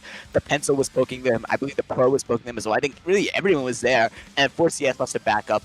They eventually die, and they eventually kill the rain through it. So again, just another amazing defensive stand by Music. Do they have another one in them here as we move on to ship-shaped tower control? We do see a comp change. They now go to the Booyah Bomb sword over the Sipcaster sword, and we see a Rapid Pro Deco come out in favor of that S-Bus. That's very interesting. That'll be changed completely the dynamics of what Altruist wants to do here as we get into game 4. I mean, if you know that range dominates this map, then I'm not surprised by the Rapid Pro Deco choice. But we're gonna have to see how it works, because again, 2 long-range weapons and 2 mid-range weapons on the side of Altruist is going to make for an interesting, flexible comp. But we just saw that the Dualies went for a flank, doesn't actually get it, gets thwarted. And Gibbons is up front again with a very aggressive end-zap. My goodness, this is just as aggressive as AJ from earlier. Oh my goodness. Yes. Oh, the Booyah Bomb comes out, does put a stop to... Wait, no, it wasn't the end that goes down, it's the Rapid Pro Deco, and the Wave Breaker creating phenomenal amounts of space for this push through one of the difficult checkpoints. The next one coming up is definitely a little harder, but we're going to have to see with... I think that first checkpoint is going to be huge for Altruist here. Their push does seem to be fizzling out a little bit, although maybe this kill on Umbra can help. Their Buff Shack still on that bucket, going to move forward, help someone another guy. I believe that was an angle shooter kill, and right just like that, it's just a pencil of Vito for Unmusique. Altruist can get this push start again. Points are coming off the board. Gibbons still on that zap, is taking space pretty far on the left side here. They're going to get killed by those Deweys who are going to dive into pit, but it's just them in the pen. Altruist is going to be able to get through the checkpoint pretty quickly, I believe, and I think if Unmusique does not do something soon, it's going to result in the knockout. Umbra's going to dive the tower. It's not going to result in anything. They're just 3 points away. Buff Shack on the tower fighting off the last one, and that'll be it. Altruist, after losing back-to-back Heartbreakers, they steamroll to tie this setup and send it to a pivotal game 5. Wow. Phenomenal push from Altruist there to keep it going. And there we have it. We now have a very, very interesting game 5, because both of these players want to get into finals winner side, but only one is going to get there. And if it comes down to the final match of this set, and it's going to be good old-fashioned Mako Mod Zones. And this is where I want to see things go down, because like Mako Mod Zones is one that we've all known and we've all played. We've all played it and we all know it. So now it just comes down to fundamentals of who can play this thing better. Yeah, it's similar to Haggle Zones that we saw in game 1, where it's just like everyone knows it, everyone plays it. Like it's going to be well liked across any teams. And I think both these teams have pretty good construct. I think I lean towards Altruist having a slightly better comfort just because it's a great bucket map and it's a great blaster map, especially if they decide to go back to S-Blast, whereas I think Unmusique just a little bit less AoE. But I still think Unmusique can make a lot of good use out of it. I think there are ways for less AoE favored comps to play around this map quite nicely. And we'll have to see, because I mean, if you're looking from the perspective of Unmusique, that last game obviously did not go quite well. I think you were just a little bit disorganized on defense, didn't really have the numbers to defend that pivotal second checkpoint when Altruist got the tower there. I still think if you look at games 2 and 3, which you guys won in very, very good fashion, in very strong team-dependent fashion, I think that you're still feeling pretty good. I think you just got to get that last game out of your memories and move on to this game 5. Don't let the nerves get to you, and, go from there. I agree. And, like, props to Altruist, though, for taking the positions they needed to prevent some counter pushes. Like, both the, both NZAP and I believe it was the Bucket took some very strong forward positions to prevent people from positioning and getting some specials that they would have needed for the defense. So it was a phenomenal push and a best attempt at defense. So both teams actually did their best in that situation. But it sounds like we will be going into the last match of the semi-final set, and oh my goodness, I am looking forward to it. Because again, it's literally down to fundamentals on this map at this point. Yeah, I mean, it can honestly go anyway. These teams have appeared about as even as two teams possibly could be, and it's going to come down to one game. A spot in Grand Finals is on the line here, as this is it. This is the last game you'll see between these two teams. You got Unmusique and you got Altruist. It should be a great time here as we see Yellow Snow does switch back to that S-Plus after finding success on that Rapid in Game 4. We'll see how that plays out. Unmusique running the same comp they've run for pretty much this entire time as we are getting into it. Yeah, I think the Rapid Pro Deco was definitely a pick specifically for ship shape, because of how slow that map needs to be played at times. But here you need speed and you need adaptability, and I do believe S-Blast provides both with a strong pick, as you see, navigating the blast radius around the geometry to get a pick. And now Yellow Snow is on the aggressive with a cooler buff. What? Oh, okay, a little bit of lag, let's not question We'll move on from that. A strong shot, and again, like, despite that little bit of a hiccup on the internet side, they do get a pick, but unfortunately you do go down, but they were coolered, so they're going to come back quickly. Now, it's up to both it's up to the two players on Ultras to actually maintain the point, but strikes aren't going to be enough. So we're going to have to see, with the Crab, can they face adversity here? Wintrees needs to back up and needs to be careful. Yeah, Music, they cap this zone. Umbra's looking to find some space on this far left side. No one's quite dropped yet, although Yellowstone does drop. Umbra's forced to back up in turn. Umbra now pivots to this right stack, and the members of Music are kind of clumped up around zone. The Booyahbom's going to force them to back up and spread out a bit more. Two go down in the ensuing fracas after that Booyahbom. Umbra still poking, finds a nice assist from the left stack, trying to get Wintrees off of that right stack in turn.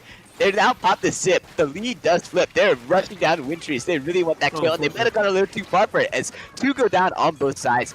Music still has control of the zone, and it's just Wintrees on the heavy. They're going to have to back up. They're not going to be able to cap the zone by themselves, and Music points are going to be ticking down here. Yeah, agreed. This is a very difficult situation for Ultrist, and they've given them a little too much space. But the thing is, they have what they need to recover. They have strikes. They have cooler. They just need to make them count. Here we go. The push actually needs to start. Here we go. We have Yellowstone on the right, trying to get some poke damage. Actually will start landing hits. And they do actually flip zone. That's already a good start. But now they need to... Oh, no! Little bit of delays will stop Yellowstone from getting out safely. And looks like Music is just going to take the penalty and try and just tick it down at this point. But again, we like Ultras did have cooler. They did have a good position to come back in. Oh no, never mind, I'm going to stay quiet because looks like the dualies are going to look like to clean up the people coming back from cooler buff. Yeah, Umbra got a bit farther behind with that zip, but they do recall there. Is once again, Ultras, the Wavebreaker going all the way up top. That's an interesting spot. I don't think I've seen that Wavebreaker spot, but we'll have to see. Wintrees now paying the zone. The strikes are going to come out and help tap the zone. So on Music, they have a bit of a large penalty to work with. Ultras has good control of the zone. It's something that you want to see if you're an Ultras. Oh, look at these duos on the left flank wreaking havoc. I believe they help get two down. They're looking for third in the bucket. They find the heavy instead. They have Aura now. The bucket is finally be able to take them down. It's just amazing individual play with the duos. Umbra, the sword just runs through the bucket. That's a delayed wipe on the side of Altruist. They now have Crab and Zip again. Music this. The Crab comes out. The Zip comes out. Umbra zipping across that left side, trying to find something. This Crab on the Dewey's poking that far right side where some of the members of Altruist are beginning to clump up. The Zip does not find any kills, I believe. Oh, that Booyahbomb might come out a bit early, though, forced by the Doolies to be thrown on stack instead of on zone. Music is almost through their penalty. Although Yellowstone is going to find a nice direct to maybe stop the bleeding for now. They need to cap this zone. Do they have enough paint? They do. Yeah, indeed. Like this Dually and Sword have been ripping Ultras to pieces, but Ultras have been managing to keep themselves alive in situations where they need to push. And they only lost a couple points on the lead. Now we need to see if they can actually hold the zone long enough to actually catch up and close the gap. The problem is, it sounds like these specials are coming out defensively, and Umbra actually does trade out their Frozen Pro. But is it enough to take zone? It's not going to be, because it looks like most of the painting specials are on cooldown at the moment, and are still waiting. Oh my goodness! Ooh. The splat will contribute to that retake. But it looks like Ultras is actually just primed and ready to continue to try and get another retake to continue ticking down this timer. But again, they have 1 minute on the clock, and Unmusique is in a very good position to keep them off if they do this right. Good jump out to save special charge and regroup. We'll have to see how this goes. That big of a penalty right now. I think if any team gets wiped out, it could be devastating, both for Altruist, who's losing, and for Unmusique, who's winning, but needs to retake now. The Doolies are dead for Unmusique here, as that penalty is going to expire right now. Unmusique needs to act now if they want to preserve this lead. If they want to play a bit more patient and maybe just play to not get knocked out, they can do that as well. Oh, the strikes are going to come out. The Doolies die again. Altruist takes the lead. There are two down. Umbra fighting for their life against Yellowstone on that far left. Just 10 ticks remaining. Umbra's going to pop the zip. Time is running out. They're going to try and paint with the zip. And my goodness! At one. The Booyah comes out. Will it paint enough? They're so close. And they get it. Altruist comes back and they hold the zone at just 1 point to finish off their KO and win the set. We will see them in grand finals. Fantastic tenacity from Ultras, to be honest. They got really close. They got within around 10 seconds left on their timer, if you do the math, because it's 2 ticks per second. So they had 10 seconds left to take zone, and they did it. and they managed to hold it, which is fantastic. Again, Yeah, like, you could not imagine the pressure on that, because they needed to use the specials sparingly, because if they used them too early, that crab would have been able to, the crab and the zip would probably have torn them apart again. Yeah, I mean, I think I go back to what I said, like, right before that match ended, where it's that both teams need to be careful. And I think, looking from the perspective of on Musique, like, they just couldn't get a clean retake into mid. Every time they tried to drop, they were snuffed out. I think Dewey's in particular, I think a crab is something that you're going to be relying on in that situation, but they were not able to get a crab in that last sequence. I think, like, it just came down to a Nubs disadvantage at the end for Unmusique. They just didn't have enough people up to really cap the zone. They got very close, but not quite, as that Booyah Bomb put their hopes on ice and ended the set in favor for Altruist. So, overall, just a very phenomenal set. I mean, credit goes out to both teams for really playing their hearts out. We saw some amazing games in this set, but it is in fact Altruist who will be advancing the finals here. But for the moment, don't go anywhere just yet. We're going to have a small break, and then we'll be back with the finals. This set is going to be an interesting one. I hope you guys are ready for it too. So we'll see you guys in a minute.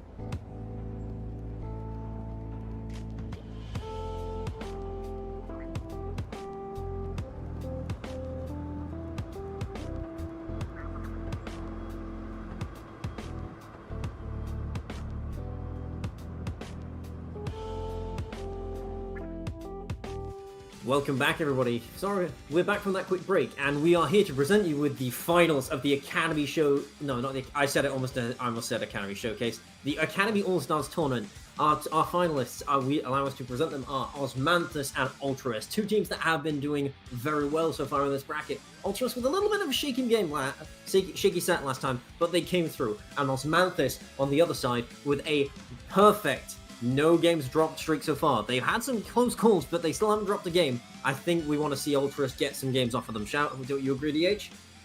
Absolutely. Like, I think, like, Osmanthus, they've not dropped a single game all throughout the duration of today's tournament. And they want to complete that perfect run here. I think if you're Osmanthus, you're hoping that you can get the 3-0 here. And, I mean, if you look at how they've done today, and in past tournaments, they've won low ink in the past, they've won Tri-Strike Tuesdays in the past, it's absolutely possible. I think this is just a very, very strong team, and Altruist, they have their work cut out for them. But it'll be interesting to see if they can keep it close. I mean, we saw Altruist last set in our semifinals set that we streamed, and it was a very tense set, but Altruist ultimately came out on top, and it was a very gutsy win from them. I think that there were definitely moments where that set could have gotten away from them. Amusi, the team they played, took games 2 and 3 in pretty heartbreaking fashion for Altruist, but they responded. They won game 4, they won game 5, and now they're here in finals to see if they can take out the giant that is Osmanthus. And again, we've seen Osmanthus pull out some very interesting comps so far. Do you think I can't make any composition predictions for the moment. I'm not sure. We'll have to see what maps we're playing on for the first one, but I'm looking forward to see what they pull because, well, we've seen just about some very what am I saying? We've seen some very unique comps, I think is the best way to say it, from them so far. So maybe yeah, we've seen a wide variety of weapons. We've seen heavy, ballpoint, H3, paintbrush, sword. Like, I have no idea what they're going to throw at us. I think that you got to think that they're going to run paintbrush for at least one game, a weapon that I think Elias is very deadly with, that we saw in game 1, that they've been known for throughout the community. So, that paintbrush, it can do damage. It can do real damage, and we'll have to see how Altruist can mitigate that here.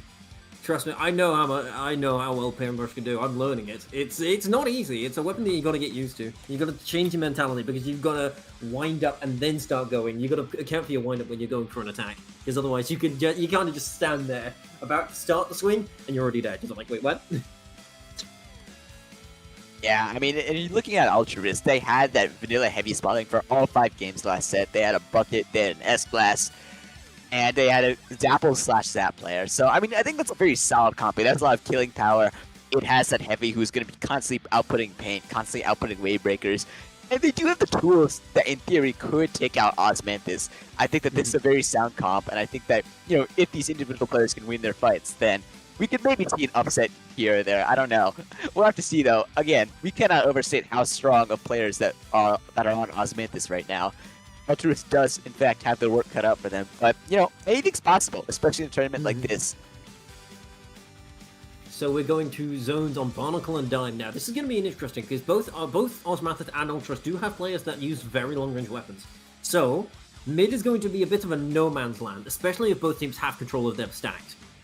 So I think this is going to be a game of controlling the area around mid, less so controlling mid itself. Yeah, I mean, it's a very lockout-heavy map. I think, like, if we see Osmanthus roll out and just win the initial opening fight, force a wipeout, it could get ugly for Altruist. But, I mean, the same is true, you know? Oh, we have a remake? Oh, okay. Alright. Looks like we have had a small DC, so we'll be right back with you. Yep. We'll have to wait a little bit longer for game 1 here, but as I was kind of saying, like, I think opening is going to be so important on maps like Barnacle and Dime, which can be very lockout heavy. There's a lot of one-way drops for the team trying to retake into zone, which can be punished if done correctly. I think it's something that can favor like stronger teams like Osmanthus. I mean, if Altruist does get a very good push in, then all they need is 1 on the opening, and if they win that 1 fight, then they can get their lockouts in, which could potentially propel them to a KO. There is a way for Altruist to kind of take advantage of this map being more lockout heavy, but again, it all goes back to that opening. How will they respond there? Yeah, they definitely need to get their heavy in a really strong position fast, otherwise it may just slip away from them. Again, we don't know how things are going to go until both teams make contact. No plan survives first contact. So we're going to have to see who gets where first. And we do see Paintbrush coming out on this map. This is not something I expected. I'm going to be perfect. Okay, and we see Rapid Blaster Pro. Now this is something I'm interested in. Now let's see. Both teams are going to start rolling out. Yeah, okay. And the Heavy is going to stay behind, build a wave breaker immediately. And they... Yeah. Really? Okay. Oh no, it's the NZAP that was building special. Pardon me. Yeah, I mean, Ultras, they have a lot of paint there, and I think they're going to be outpainting Osmanthus in a 4-4 setting as they do cap the zone here. Yellow's still on that Rapid. It was a pick that saw a lot of success on Ship Tower in semifinals. Goliath's going to find 2 before getting traded out, and just like that, Ultras is 3 down. That's brutal. Wintry's going to try and hold the stack for as long as they can, but they're going to have to drop back from it as well. It's for all intents and purposes a lockout here. Zuki on the sword, they're going to zip all the way behind to the top part of Ultras' flat. They're going to try and maybe dive Wintry's here. Going to look for the kill, not going to quite get it though. But again, Osmanthus, they're still in a very good position there. Goliath's diving, trying to find a kill with Wintry's, and they get it. They're in this pit and they jump out. Yep. Again, Osmanthus looking to hold the point here, but it might get a little shaky now that Cooler's up for Ultrist. Ultrist, again, trying to make a push in, but is getting thwarted and held back. The Rapid Pro for Ultrist is on the right side.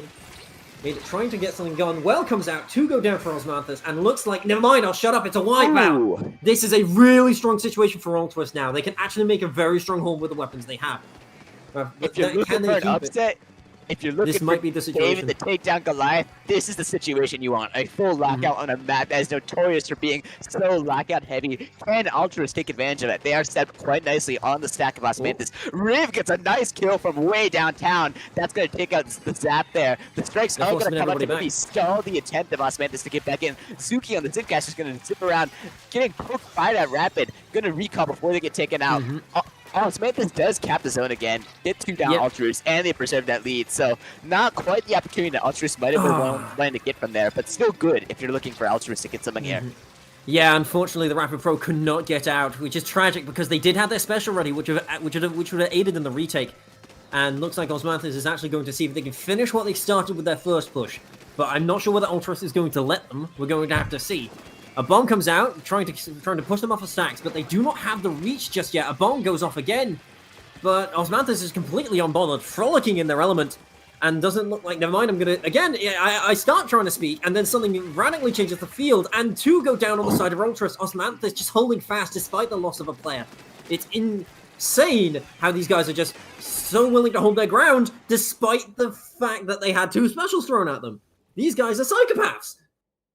Yeah, and as you stated before, this Oracle Dime Zones, it's so lockout heavy, and both teams did force the other team into getting into a lockout, but unfortunately, Ultras is not able to hold on to that lockout. They let Osmanthus get back into mid, and once Osmanthus got there, they never relinquished it. They locked out Ultras, and they played perfectly to the map strengths and weaknesses. I mean, I think in the lockout heavy map like this, like, if Osmanthus plays right, even no matter how many specials Ultras gets, that they can hold that. And that's exactly what they did here in the face of all those specials.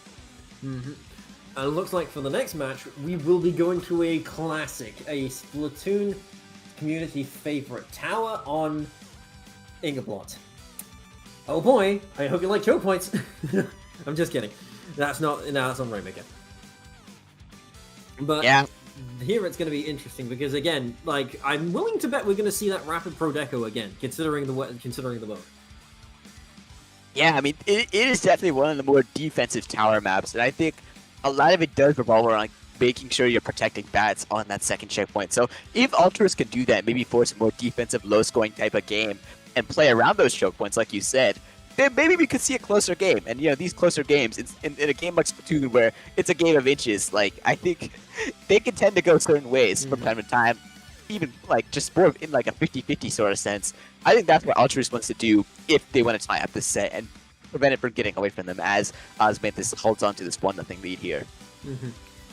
Yeah, if I'm Ultras right now, I would probably say to myself, like, yes, they are probably the ones who are likely to win this, but we can actually take games. We can take games and maybe even snowball a win, a game win into a set win.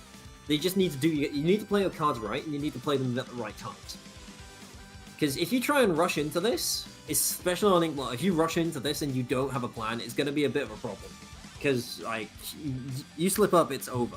Like, you can't let the enemy team get in your head just because they are, quote-unquote, the ones to win. Absolutely, yeah. And I think if you are Ultras, you gotta frame this as, at the beginning of the game, there's 4 people spawning in for one team, 4 people spawning for the other team. Like, I think like you can't get it in your head that this is like a mid-level team that has all these results. You just gotta treat them like any other team and go from there. And you did kind of see that in Barnacle game, like it got away from them eventually. But I think they can respond. They kept it close for a while. They brought Luna to this, okay? Hey, Goliath again, it's a great showing Luna his map. flexibility. Like we see Paint, we see H3, we see Luna from Goliath. I am like my interest in this player is just shot up. Okay, we have a cooler coming out from Ultrist for this one, and a good first pick. And it looks like Ultras is actually going to try and swing hard for this first push. They want to get a first good initial strong push here. Unfortunately, Cosme gets left high and dry by their teammate with a good jump out though. Yeah, I can't blame them. I cannot blame their teammate for jumping out though. But looks like Zuki is here on the left alone. Does get a combo, but trades out with the rapid pro deco. And looks like a relatively even start for this game. Suzuki and the Decaf is going to be a player to watch here. They've been on sword for the entirety of this tournament that we've seen streamed, but they can do a lot of damage at Decaf as well. As you saw, just they're getting a nice trade. Meanwhile, Ultras is going to try and push this tower a little bit, but they are 2 down. Gibbons kind of left isolated on this left stack, and they do get swarmed by the members of Osmanthus. And now Osmanthus, they're in good position. They are 2 down, but the hammer does come out. Goliath's going to try and heal a bit, going to decide to jump out from there. Good defense by Ultras. That could have been a way for... Actually, you see that great pen shot by Riv. Riv is just so deadly on the pen. We saw that last game. We're seeing it again this game. Yeah, you see Riv is actually taking an interesting position with Pen, because most of the time you see them on their right stack there, on the right stack accompanying the tower, but they trusted their team to clear the space and chose to hold the right side to prevent flanks, which is a really good move, especially against a Bucket and an Anzap. Now, we see Osmanthus has lost, both teams have lost 2 players here, so it's a relatively even interaction, but looks like somebody will just rush down the blaster and turn it into a 3v1. Yeah, right now Riv is very isolated on that tower. They have backup and jumps coming now, but for a moment they were. I thought that was a moment that Ultras maybe could have taken advantage of, but just like that, they're 3 down. It is just the rapid yellow snow. They're going to have to back up all the way towards spawn. Looks like Osmanthus is going to get this pivotal second checkpoint very quickly. The bubble gets set up all the way in bed. This could get ugly for Ultras soon. No one's really set up to kind of pressure tower in any shape or form. 2 go down on the side of Osmanthus. Someone drops into bats. It's Buff Shack, and they do stop that tower. I believe that's a delayed wipe for Osmanthus there. Yeah, I agree. Like, this is a very difficult game for Ultrist, and Osmanthus is not letting them breathe. As you can see, like, the pressure was on, but Ultrist, again, persevering and not letting them go, not going down without a fight. 2 go down, thanks to the Wave Breaker in a fantastic spot to clear space. Look at how far that's reaching. And it's making this mid-fight so awkward for Osmanthus now that they lost 2 players in a really good position. Cosme has managed to get a really good flank, but has not been forgotten. But some really good movement to get away from that situation where they could have gotten pincered. The tower is now neutral, and looks like both teams are going to scramble over it. Excellent escapability by Cosme in that sequence. I thought they were a sitting duck. They managed to get out of it completely safely, even without jumping out. There's amazing stuff there.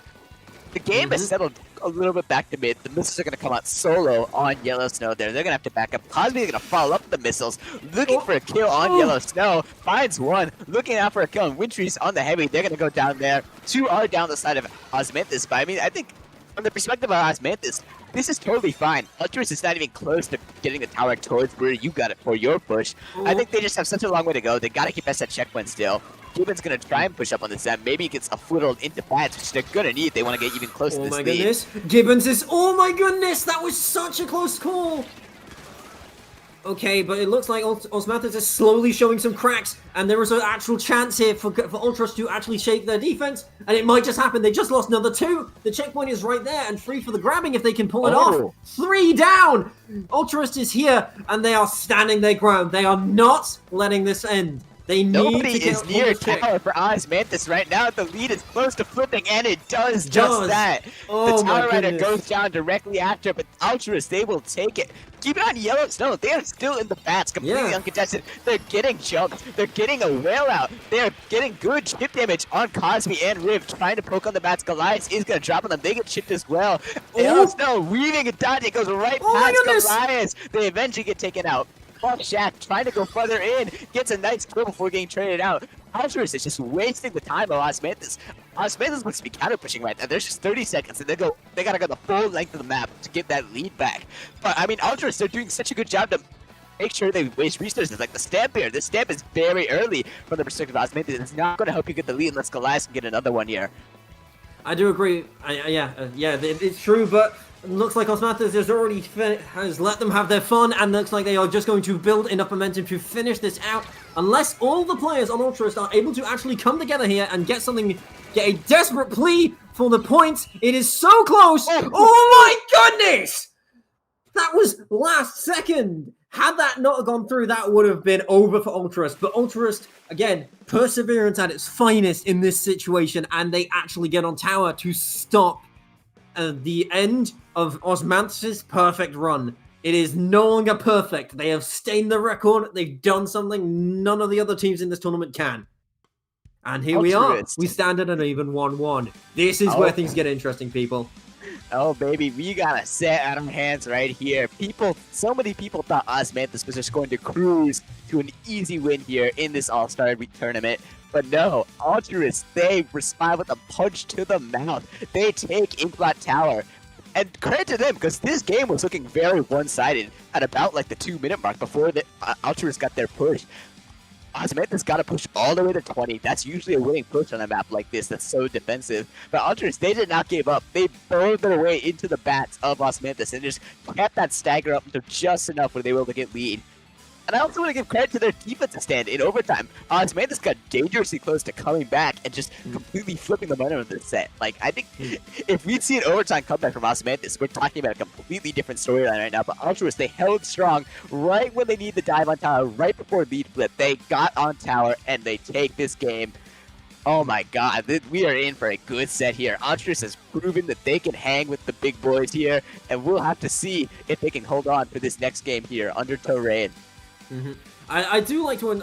I would like to point out the amount of patience that it took for them to not just like rush in, because again, reminder, they had a Luna. A Luna is extremely dangerous, especially when near a tower because of that blast radius. That blast radius can just curve around the tower and just take you out before you can even try and defend. So again, being willing to wait until the right time to jump on tower is something that is very, very precise. Because otherwise, that Luna is just going to spot you, bang, gone, and that could have ended very differently with the splash damage. Absolutely, yeah. And I think under Terrain, I think it plays a little bit similarly to Inkblot Tower in that it's very choke point oriented. It can be more defensive. I would see if you get the Rainmaker past that choke point, especially on that left side, then you could see points fall off the board. But we'll see if Altruist can respond to that somewhat. And like you see, we see some interesting comp changes here. We see the Ballpoint come out. We see the Kraken Octoburst come out. And on the side of Altruist, we see the Vanilla Rapid with Vacuum come out. That should be very interesting to see how that all plays out. Oh yes, I do. That's definitely going to be interesting. Now we're going to have to see how both teams work around. Never mind, we've actually seen Frozen Pro go down very quickly here. Yellow Snow is in danger, does get picked off with a combination of damage from the mini, from the heavy, and the... it keeps happening. Like, people are getting chipped, and the Ultra Burst is finishing it. The first pickup comes from Osmanthus, and the Jet to accompany it. This is going to be a game of lethal dodgeball with these explosives. But it doesn't look like Altruist want to play the game with a strong strike to force them into some bad positions. They pick off the Frozen Pro. They pick off the Octobrush. Oh no! Good movement from the Rainmaker carrier. Choke point here, and they just run by. Yeah, no, Rainmaker carrier credit to them for staying alive in the face of that back shot for a long time. They do get taken on eventually. The Kraken comes out from Goliath on that brush. They're going to see if they can pressure this Rainmaker carrier. They're going to go all the way around, and they do find the kill on the Wintries. And they are very close to getting that checkpoint. They didn't seem to die there. We'll see if they opt to go to that checkpoint. Oh, Shaq with another great kill to stop them. So Altruist, they avoid just letting that checkpoint falling for free. It looks like they are going to pick up this raid eventually. Wintries and Gibbons both in the area. Wintries ultimately opting to pick it up here. They're going to look at what's left here. One is down. That's the pro on the side of Osmanthus. Do they know that Goliath is chucking right below them? Goliath is just right underneath that cubby and is very able to get the Rainmaker. If they pop out, they pop out. They are seen. Good job by Altruist to call out that shark and allow that Rainmaker to live. And that Rainmaker is going to be making their way left quickly. Osmanthus is staggered. The strikes come out. Which is going to try and climb. And he's backed. And they finally get it. Oh, they get the checkpoint, but the Bat can't quite protect him. The Bat does pop the Rainmaker instantly, though. Yeah, again, like one thing I'd like to point out is that how vital the Kraken is going to be for Osmanthus here. Every time that Goliath goes down, it means that the Kraken is delayed, and that means that it leaves a very big open chance. Oh no, good jump out. Very good to drop it off on the map there, because it was a very bad situation had Osmanthus gone down. Now, we have to see again, both of these teams have some counterplay to each other. Oh, again, no. Goliath goes down again, meaning that the VAC has free reign to actually do something. Well, to go unimpeded. The ballpoint here, trying to get some shots, but Buff Shack is not having any of it, has the schmooze to deal with it. Oh, this is a bloodbath in mid. Team players are dropping left and right for both teams, but it looks like Ultras is actually going to be able to get a push going. Credit to Altruist. They've done a great job of shutting down the aggressive players in mid for Osmanthus. Oh, that push does not go anywhere. That's 2 down on the side of Altruist, but 2 go down in turn on the side of Osmanthus. Wintries finds a 3rd right before the Kraken gets spot. They say not today. Canceling it. It's just Riv on that ball point on that far left. This could be a great opportunity for Ultras. Osmanthus has not been able to get anything in mid this entire game. Ultras played phenomenal defense, but can they convert it into offense? That Rainmaker is going to stop for a bit on the top left. 2 go down on the side of Ultras. Osmanthus now collapsing towards that right side, near where that Rainmaker is. Cosby is going to find the kill. And once again, they are very close to that right side checkpoint. It's not the checkpoint that you see teams take a lot, but I mean, the Rainmaker's there, they might as well take it. Oh no. Yeah, like, well done from Yellowstone there. Just immediately cancelling the Rainmaker pickup. And again, VAC is ready. Again, there's a strong potential for a push here from Ultrist, but Osmanthus needs to be careful. Like, this is going to be a very dicey situation. They lose one player, the Dapples goes down. The Octobrush is there to defend, gets Kraken, but doesn't have a target in the immediate nature. No, isn't going to be able to find anyone at all. And that's going to be a waste of the special, unfortunately. But Osmanthus does get the pop. Do they have enough space to clear? Yeah, I mean, once again, Riv trying to play frontline ballpoint. That's not going to work out for them as they get taken down. Altruist once again swarms through mid. That's a lot of blue paint in mid right now. The rest of Osmond is collapsing towards the far left side. Yellow still finds a nice kill there. Oh. They help find another assist. The sweet direct there. They have a back ready. It'll be interesting to see if they want to push again or just opt to hold a mid, because so far, whatever they've been doing is working. Osmanthus has no answers for them trying to get to mid. They have not had a push since like the very beginning of the game. All the counter pushes after Ultras had their pushes have just fallen short. The strikes are going to come out. The Jet and the Kraken will respond to them. Both are rushing towards. Osmanthus picks up the Rainmaker. That's Dapples and Zuki there. Zuki trying to take it to the right side corner. They're very weak there. Yellow's still going to try and poke, but they get taken out by the Rainmaker. 2 go down. Both backlines for Ultras. Just Cooper the chance. Oh my goodness. The Rainmaker maybe dies a bit early, but so far it's just Gibbons, and they are nowhere near the Rainmaker. That checkpoint is completely undefended. Wintries needs to get there. They're the last shot. They shy at them. They get the checkpoint, but they still need one more point. 9 seconds left. Goliath's near the pop. They're going to try the pop. They need to make sure they grab this. Maybe jump it off if needed. Zuki's going to rush forward. That's it. Aldris. Oh my goodness, what a game. Goodness. They hold. It took every last point. 1 more point scored, and that would have been a complete game flip. Aldris, they take the lead into this mid-level pickup here. They are 1 game away from winning this tournament. My goodness. I think it's safe to say that the nature and the storyline, along with the script, has flipped for this set, and this is we're going to Museum del Falsino Clams. I've mixed up both modes. I'm dumb. Right. Yeah. So that last set has me befuddled. That was a phenomenal play from both teams. A fantastic coordinated push at the end for Osmanthus, and a strong push at the start for Ultras to create such a dynamic game. Because we saw the coordinated charge of a Kraken and a Jet to try and create space on the right side to allow the carrier to go left. It was near perfect, but unfortunately the Kraken ran out barely before they could actually create some space, as you saw.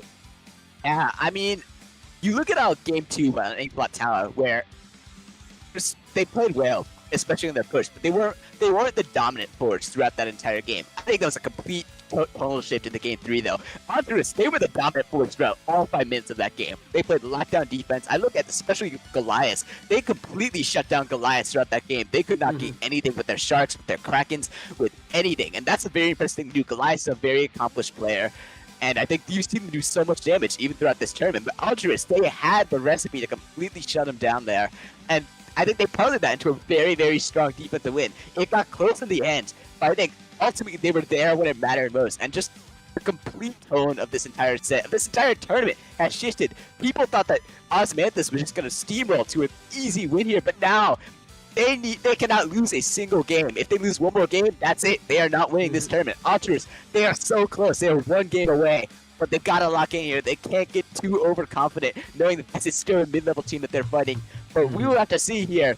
Everything is completely changed as we get into Game 4. Altruist one win away from marking off a massive, massive upset. Will they be able to do it? We're about to find out, baby.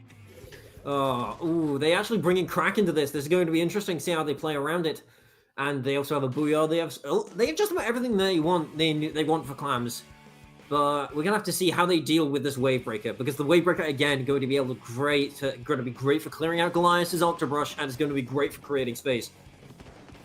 So we're gonna have to see how this mid fight goes, because Ultras is actually holding relatively far back, whereas Osmanthus is just trying to hold in mid. Yes, that durability is going to prevent the Zuki? I think, yeah, it was Zuki. from actually... Oh, close trade, almost a trade for the That's a Black nice there. play by Cosby there.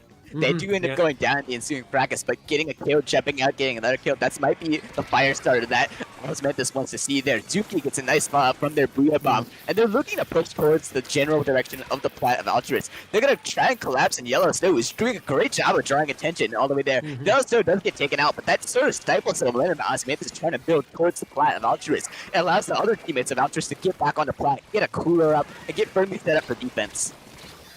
Oh, unfortunately, Boschak goes in a little too early and does miss a few people swimming by them. Osmanthus has all they need. No, unfortunately, the throw doesn't come out. Fantastic play with the cooler. Unfortunately, they were ready for it, and the damage still goes through. And Osmanthus' push is going to get dismantled player by player. And now we have an interesting case where only the pencil is back. Luckily, they're going to be able to recharge their cooler quickly. Kraken comes out to confirm a kill on Wintries, but isn't going to get much else, unfortunately, because Buffshack will actually be able to get away with Gibbons. But Gibbons gets denied their cooler. Riv just on fire right now. That's back-to-back long-distance kills, and it gives Osmanthus the momentum, potentially score some points here as we move into near the 3-minute mark. Cosby has the power clamp for now. They're going to move in, grab that cooler, go on top that spinner, trying to get the score, use the cover, but gets taken out by Wintries. Great positioning by Wintries to deny that sneaky score attempt by Cosby there. But Ostrus, they're not out of the woods yet. Wintries gets taken out from way in mid by Riv. Riv's having a phenomenal game so far here, but can it convert into points? Cosby gets another kill. Cosby now has Aura. Alstrus is heavily staggered right now, and it looks like Osmanthus is going to be able to score, but how many points will they be able to get? Buffshack here on that top left, not worrying about the basket right now, just making sure that they can keep Osmanthus in check on the farther back part of their stack. The points continue to pour in. Riv putting some big clams in there. They're going to get taken out for it. The score is now 50 to 100 there in favor of Osmanthus. This is a pretty good push, if we're being honest, but definitely one that Alstrus can respond to, especially as they get a delayed 3 down there. Yeah, strong push from Osmanthus, but Ultrist has enough to respond here. They just need to play their cards right. Kraken comes out. Yellow Snow immediately backs off, knowing he's going to get chased. Now again, Ultrist has 3 specials, but they're going to need to use one to get into mid. Which one are they going to use? I'm not sure. Cooler comes out, though, and is going to allow them to get a very strong push. No! They do lose a player, but it might not just be over just yet. Whale comes out to prevent any counter push. But Booyah also comes out. This might actually cause their offense to crumble where it started. Oh, this is a difficult situation for Ultras because they've been forced to burn specials to stay in the fight. And Goliath is here, almost has a Kraken ready. Might get them in a worse situation than they started off in. Yeah, Buffshack weaving around mid here, going out top mid, see if it gets a value. Yellow Snow has to drop from the flat of Osmanthus. This is a dangerous mission for them, but they managed to get out of it. One goes down on each side. Gibbons trying to finish off for fight Goliath, and they get it. That's 3 down for Osmanthus. Now is the time for Ultras to move in. They have lots of clams here. This could be dangerous. Gibbons has 7 clams. They might try and make a ball as well. There's a lot of clams there, and the power clam though misses. The second power clam does hit though. That opens the basket for Ultras, but you gotta think that they nest some points on the bone there, not just with that miss, but I think just the slowness and ability to let Osmanthus to get back in. They get one more clam in, but I think that's gonna be it. So Ultras, they whittle down that lead little by little, but they're gonna need a bit more here as we get into the final minute. I do agree. The final minute is the most important because, again, you let your feet sleep. If you slip on your foothold, it might just end up with you falling down the hill entirely. Now we see Osmanthus trying to build up a strong defense to prevent them from getting plat, but Yellow Snow is on the right with a fantastic angle to pick off their Frozen Pro. They don't have any missiles and they're losing HP because of the whale. Well, they have Cooler. This might actually be a very strong counter push to back in, but Kraken is on the line. Kraken comes out. Does Goliath get anything out of it? Does going to charge in, try and kill Wintries. Wintries is going to try and push him off, doesn't come in. The sword has gone down behind them, but strikes are echoing out on the basket, and this is where it's going to come in. Might have been a bit too early there. Now they don't have it for the retake. Goliath is going to get taken out. It's a 2-on-2 for both sides. This is where it comes down to 12 seconds. Altruist needs these points to win this tournament. Snooki gets behind, gets the sword. Altruist makes the play, but they need more. 2 are down. It's so if anyone find basket, I think the time is going to expire unless they have a miracle in store, and they do not. Altruist, they get close. But this holds, and we are going to a decisive game 5 to determine who wins this amazing tournament here. That is insane. That's so unfortunate. When it came to scrapping there in their own on their spinner, Osmanthus came out on top with some strong kills and managed to stabilize. But it was looking dicey toward the start of overtime, wasn't it? That was scary for a second. Ultras grasps at victory, but Osmanthus swats their hand away, saying it's not over yet, and we're going to Umami Ruins zones. Now, this is a map it's going to be interesting on. Yeah, I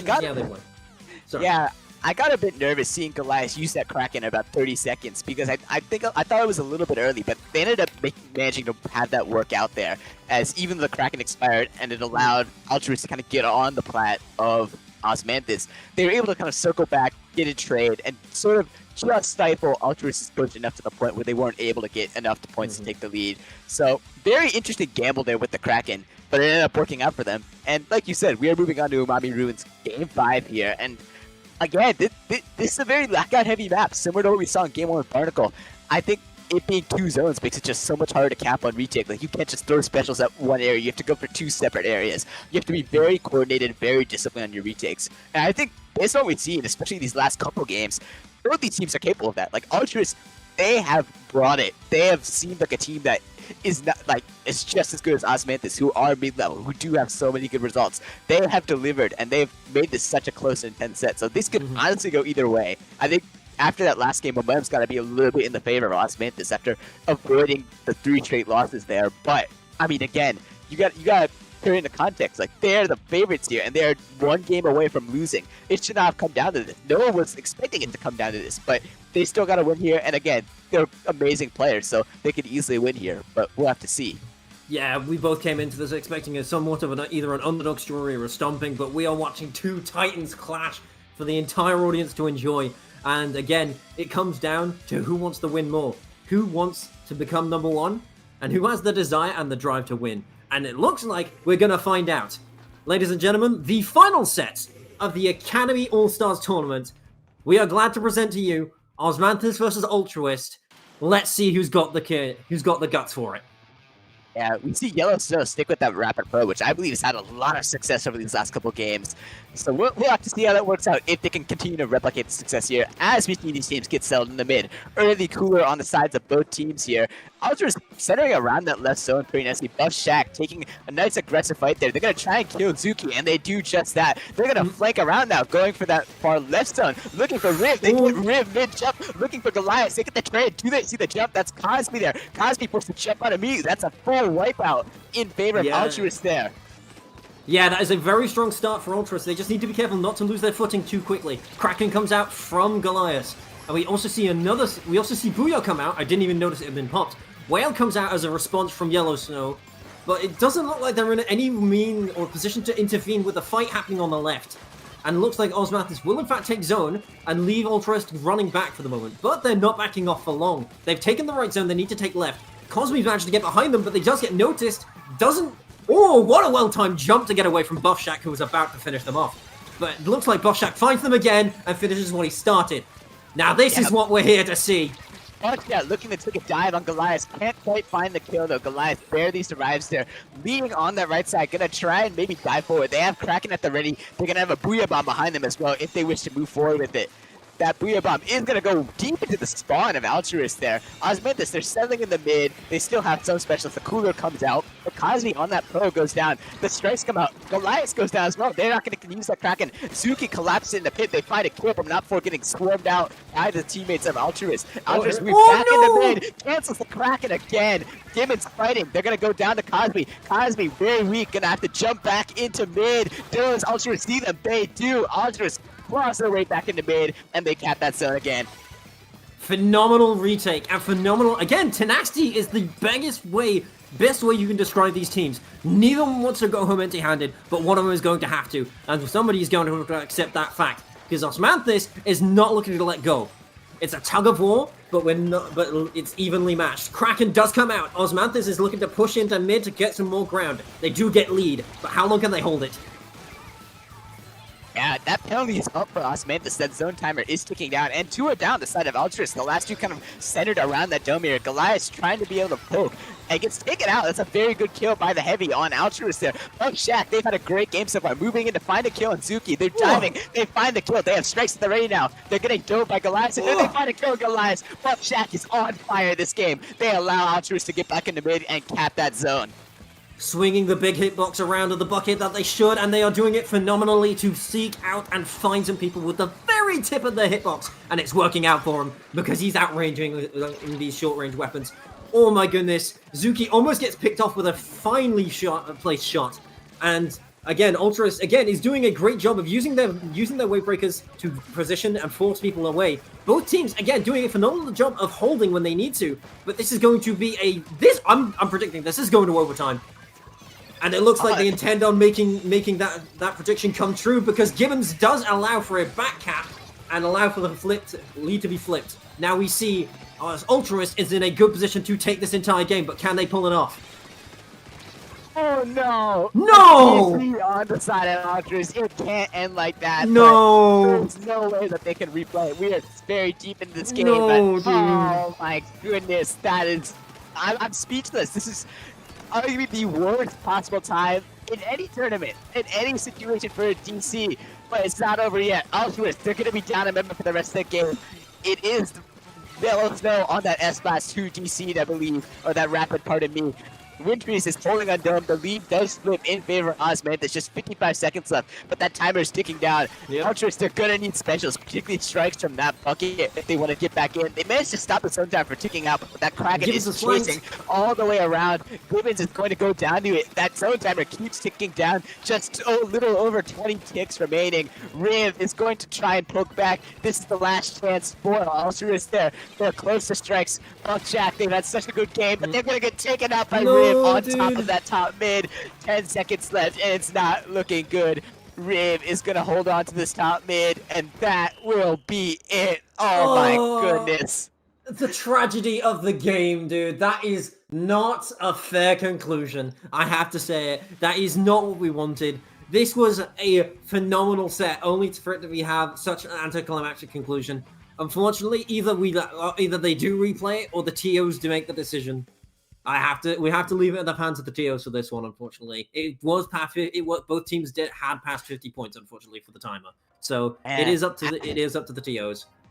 As it stands, Osmanthus has won the All-Stars tournament for the Stronghold Beginners Academy, and again, you hate to see it end like that, especially considering that prior to that DC, that game was about as neck and neck as it could possibly be. Altruist was fighting, Osmanthus was fighting, it was about as even as it could be right before the dam broke with that DC, and like, I don't think you could script a worse time for a DC to happen. Grand finals of a tournament in which you're about to pull off an upset potentially against a team that like no one gave you any chance to beat, and you're on the cusp of that, and the DC just happens. That's just the most brutal DC I think I've ever seen in my many years of watching and playing in competitive Splatoon. Just so tragic. But again, we don't want to take it from Osmanthus and their victory. They played phenomenally, just as Altruist has throughout this set, and I mean, congratulations to them. They are such a formidable team, and they earned it. It took a lot more effort, but they have truly earned it here. I agree. Like, not only does Osmanthus deserve praise, but every team deserves praise for the effort and the dedication they've shown to both their team and the game today. Like, we do these to celebrate. We've done this to celebrate the SBA, and like, speaking of which, actually, I would like to remind everybody that Season 6 signups, if you are interested in competitive and don't know where to start, well, we have the facilities for you, or the program for you. The Stronghold Beginners Academy is currently accepting new applicants for the 6th season. You've seen these students that have been... Oh, hold on. I'm getting information that there may be a rerun. Let's... Hold on, okay, you know what? hats. Okay, Hold there on might be their a hats. rerun. Do not get your hopes up. Allow me to finish. I'll finish the little publicity for the moment. Nothing is In the meantime. confirmed. Nothing is confirmed. Chance that it gets rerun. Let them discuss. In the meantime, I will continue. You in the Academy All Stars tournament so far, you have seen teams that have all except one, have been teams that have participated and either won or participated in the SBA so far. Okay, we have confirmation from the highest seats on the chain. We are running it back. We are running it back. Altruist is not done yet. We are rewinding time. We are pulling a killer queen and running it back. Now, I mean, but it refused by the hands of the devs, by the hands of the We had TOs. the champions graphic up for Osmanthus, but not so fast. Hold it right there. We are back. Hold Time it. to get those adrenaline levels all up again as we are settling in for another Game 5 on Umami Zones again. And I mean, like, you saw how close that Game 5 was before the DC. You saw how back and forth it was. You saw the plays that Altruist is making. You saw the plays that Osmanthus is making to get back in. Like, you really, it seemed like a game that was going to come down right to the wire. You mentioned even that it looked like something that was going to go overtime, and I firmly agreed. So, if we Yeah, can this get that is- again, get the ending that we deserve to this amazing set, this amazing tournament. Oh, baby. It's going to be good. The only thing that sucks about this situation is I hyped that matchup so much. I went so hard into that, and only to get a DC. The fate of the universe doesn't like me today, apparently. Oh my goodness, commentator's curse is real, but at the same time, is. we need to just accept that fact because we get to defy fate. We go back again. Altruist and Osmanthus are going to square off for the title. The DC will not let it happen. Yeah, but I think credit goes to Osmanthus because I mean they won the tournament. If they wanted to be, if they wanted to have it, just say like, oh, we don't want to play this again. We just win now. Then they could have, but no, they're being nice. They're allowing Ultras to get their shot again. I think it speaks to the confidence they have in themselves. They think that they can win this again naturally. They don't want to win this with an asterisk, with the ending on like it's so anticlimactically. So credit does go out to Osmanthus because I definitely know that not every team is going to make that decision, but Osmanthus they did, and everyone watching right now thanks them for it. Indeed. So once everything's ready, we will get you guys back into this match, and it's going again. Like we saw from last game, it was so intense. Both teams wanted it so badly. It's just, there's no way. I don't think we can replicate that energy unless we actually are in the match. I think that's the best way to do it, right? If we just get back into the match, we will be able to replicate that energy. But there's no way to describe that feeling. You know what I'm on about, DH, right?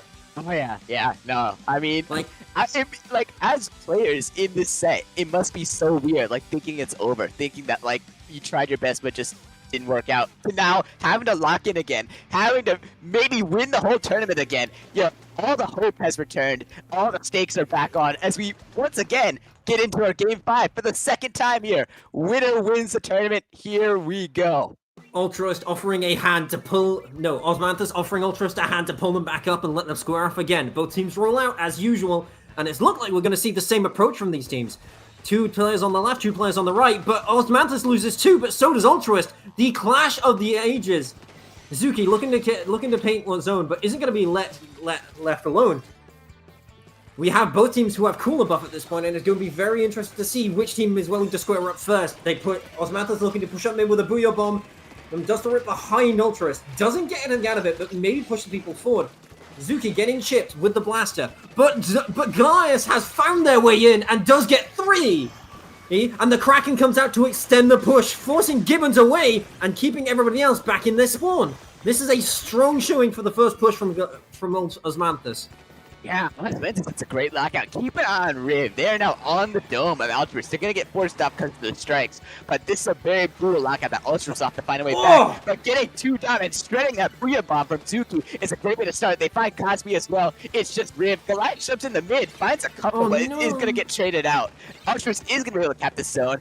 And that's honestly great by them. Even though they're not super far in the mid yet, I think that could have been a KO if Ozymanthus played their cards right. But Altruist, they kept that discipline. They didn't panic, and they're back in mid now. Also, can I put a little bit of attention? Who told Gibbons to go to play a skirmisher as Enzap? Like, bro is so aggressive, and I'm all here for it. I want to see people go in, and this is what we're here for. We're here to see people throw hands. Or tentacles in this case. But, again, I don't think anybody's going to start complaining because, again, this is a clash of epic proportions and neither team wants to go home empty-handed. I've said that before. But we see Yellow Snow on the right trying to hold his own and is actually going to be forced into a close-range encounter with the brush, but the brush is forced to back off but gets chipped away. Yellow Snow doesn't let that prey get away easily. And Whale here is going to be able to extend the push, and it looks like Altruist isn't done yet. Whale is going to come out, as you see, to prevent a strong push. But Kraken does not care about the Whale. He's just going to try and cut you off. But good movement will keep Yellow Snow alive and end the hold. Osmanthus stays in the game. We're seeing yet another back and forth match here. Both teams have locked out the other team. Both teams have come back from those lockouts. Osmanthus now looking to settle in the mid. They do not have a big penalty at all, although Zuki gets taken out pretty far back in mid. That's a great kill by Altruist. Yellow Snow poking on the left, finds a second kill. Yellow Snow now going to top mid, trying to poke out Cosby. Gets a kill on Cosby. Oh my goodness. Riv in that corner. They have a jump as well. That's Goliath on the brush. It's going to be coming up from that pit. Bump Shack now on this bucket, gonna try and maybe get a long-range kill on Riv, doesn't quite find it, they're gonna pop strikes now. Riv also choosing to jump out. Oh my goodness, Goliath almost getting taken out by a charge, but a phenomenal squid roll will keep them alive. But Goliath doesn't get anything and gets punished for the overextension. Should have backed away when they had the chance, but as Altruist now having a solid foothold might just be able to take it away. But we're gonna have to see. No specials already, except for maybe Cooler if they can stay alive long enough. But unfortunately, it looks like they may just crumble, but never mind! Yellow Snow just snipes the guy! Yellow Snow is popping off on this. Oh no! Oh my no! God. Oh my goodness. Oh my goodness! Another DC on a different team! What is this? I believe that's Zuki on Osmanthus who DC. Last time it was Altruist. This time it was Osmanthus. It is just utter chaos. I mean, you gotta think that how they ended it. They're gonna replay it. The replay. We're gonna get Game 5 We Want Me Zones for a third time, I think. We're doing Game 7, this. everybody. Welcome to Game 7. This is now a best of 9. I have never seen this through watching, through playing, through anything in my time in the competitive Splatoon scene. This is unprecedented. Game 5 in Grand Finals. This would be insane if it happened in like any tournament set, but Game 5 in Grand Finals on the cusp of a potentially insane upset. And we get this? Oh my god. Dude, I'm speechless. We are doing our best. This is draining our souls. This is soul-wrenching for both me and DH. We crave a conclusion. We want to know who wins, but the game keeps saying, no, this is getting ludicrous of cosmic proportions. Yeah.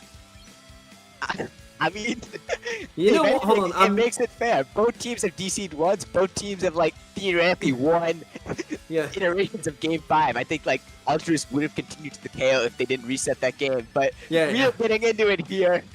It's Game 5 for a third time. It's Altruist, it's Osmanthus, the teams that you've seen for a lot of games now. We're gonna hopefully see them for one more here. Once again, the winner of this game is gonna win this whole tournament. Let's see how it goes. Nogami, we're all tired. Let it end. Let's go. Oh my goodness. I do not want to this end in an uninteresting way, though. This is going to be spicy. Early pick for us for Altruist, and Osmanthus is losing 2 players immediately, but they do not go down easily. Gibbon again, Cooler is very vital here, and Osmanthus actually saved their Cooler for the counter push, whereas Gibbons used it almost immediately. So now we have to see that Altruist has taken in a small but early lead, and Osmanthus is going to push in from the left side, but loses a player, loses 2, and again put on the back foot. But we're gonna have to see how they can hold it here. Yeah, Goliath is on top mid here, wreaking havoc. I believe they found 2 kills there. They're close to Kraken as well. We'll see if once they get that, if they choose to pop it. The Puya Bomb is going to come out as well. That's going to allow Goliath to take space here. They're moving forward towards the dome of Altruist. The lead does flip, although it's not a very big lead as of now. Goliath checking. I don't know if Altruist realizes that Goliath is here, very close to them. Kraken is going to come out. If they don't realize, they do now. Goliath is going to move a bit further towards pit. They're not really going to move forward with that Kraken. Very interesting. Osmenta still keeps its own in spite of it. But Goliath is weak. They're going to have to back up. Cosby goes down. Zuki's already down. And Altruist, they're making their way back in the mid. I think Altruist kind of averting disaster there. I think if Goliath popped out from their sharking, they could have got maybe 2, 3, 4 people there. But that does not happen. Instead, Altruist gets back, and they cap the zone. Yeah, here's the thing. Given how many times this game has been played, there's almost no surprises either team can pull at this point. They've seen each other's bag of tricks, and they're used to it. So now, it just comes to a game of who pulls out which trick better. But Osmanthus, Zuki specifically, with a double kill in the pit to delay another push. This is not good for Altruist. They have their chance, and they need to take it now. Again, Cooler comes out from both teams. This is about to get very interesting very quickly.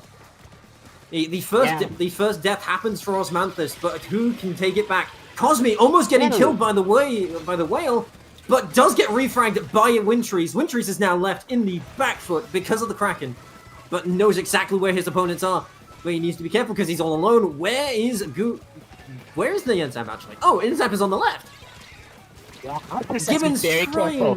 One more lockout here probably does it. Osmanthus has no penalty. That zone is ticking down. Goliath's underneath. They're trying to find the kill on Wintrees. They can't quite get it. That zone's going to keep ticking down. Zuki holding the Booyah, throws it now. The strikes are ready for Altruist. We'll see when they have to pop them. They've got to pop them soon. Riv on top mid, putting that pressure from that gun. The strikes are going to come out now. Missile solo on Buckshaq. They're going to come in. One zone is spot. They need to find the second. The zap goes down. Goliath on the flank. They go down as well. Buckshaq fighting for their life in right mid. Osmanthus caps the zone again. Two down on both sides. Chaos everywhere. But Altruist is still fighting. They're still in this. 2 go down again.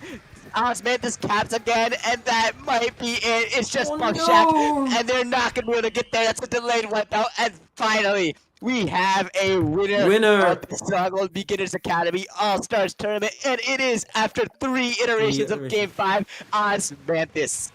Wow. After an excruciating set, that is how you make a conclusion. While unfortunately not as climactic as the previous 2 matches, a conclusion has been reached, and we have finally found our winner. Once again, if we could pull up the graph, welcome to the winners table, Osmanthus. Finally, we can all go to sleep. I'm just kidding.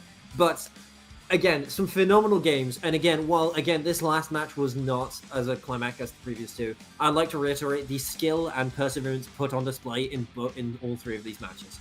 The teams brought their A-game, they brought their best. And again, in my opinion, both these teams were relatively level in terms of performance. Like it was far from one-sided, and again, congratulations to every team that's partaken today. Thank you for coming, and thank you for the viewers for coming as well. But before you go, I'm gonna finish that shill I started before we started doing this entire loop, this time loop. So, again, if anybody in the audience or watching this VOD is interested in playing competitive Splatoon but doesn't quite know where to start, well, we have the program for you. Again, the Stronghold Beginners Academy is here to help.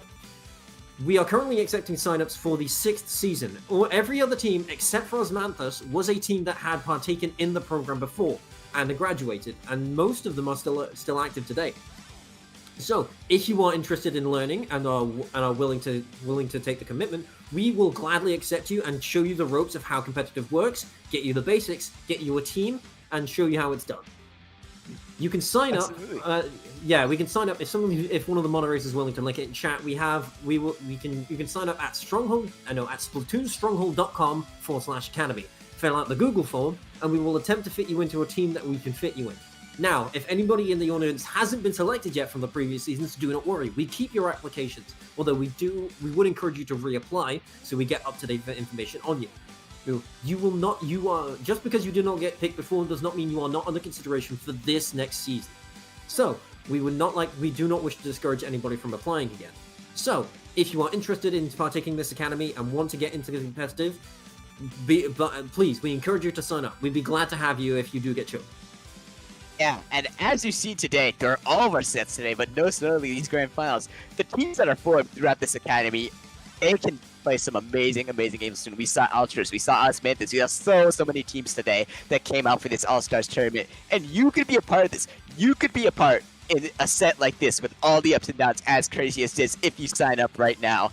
There's so much value to be had in having a team and winning these types of sets, and even just playing in these types of sets. Like, it's just an unforgettable experience, and I'd encourage anyone who's on the fence about to really just put your name in there and consider it, because there's so much value to be had. It can lead to opportunities that are just so vibrant. And again, once again, congratulations to our winner, Osmanthus. And I think it's worth noting that Osmanthus was expected to win like nearly every game this tournament, and even though they did win, like that final set was very close. And I think they responded in the face of that adversity, in the face of losing 2 games very well. And that ability to respond there when things don't go right, when things go off script, not according to plan, that ability to respond in those moments, it separates the good teams from the great teams. And I think Osmanthus, they proved today that they are a great team.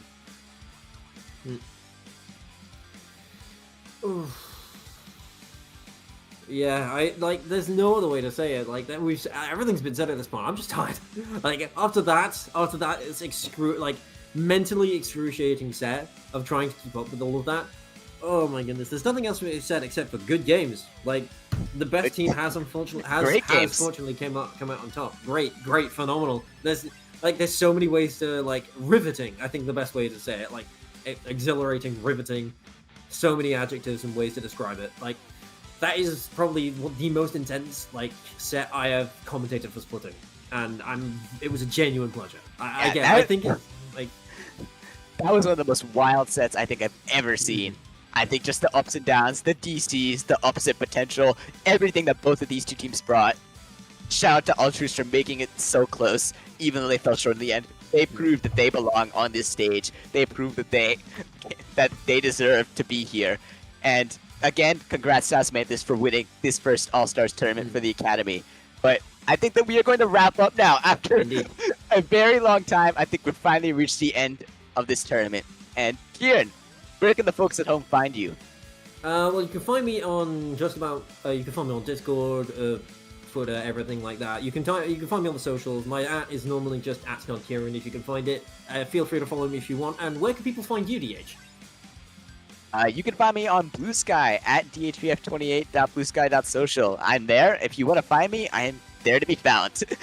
But yeah, that'll be it for us today. Thank you so much for tuning into this All-Stars tournament. We hope you had a fun time. I know I certainly did. And we will see you very soon. Do you want to get started in competitive Splatoon, but don't know how to? The Stronghold offers a free Beginners Academy service for new players wanting to play Splatoon competitively. We want to make it as easy as possible for new players to join competitive. We'll create teams out of applicants and train you through a season providing scrims, practices, and coaching. At the end of the season, teams that graduate will play in their first community tournament. Graduating teams will be given a free logo and invited to play in the invite-only Academy Showcase event, where they get to play on stream and show off the skills they've learned in the Academy. So what are you waiting for? Apply for the Academy today using the link on screen.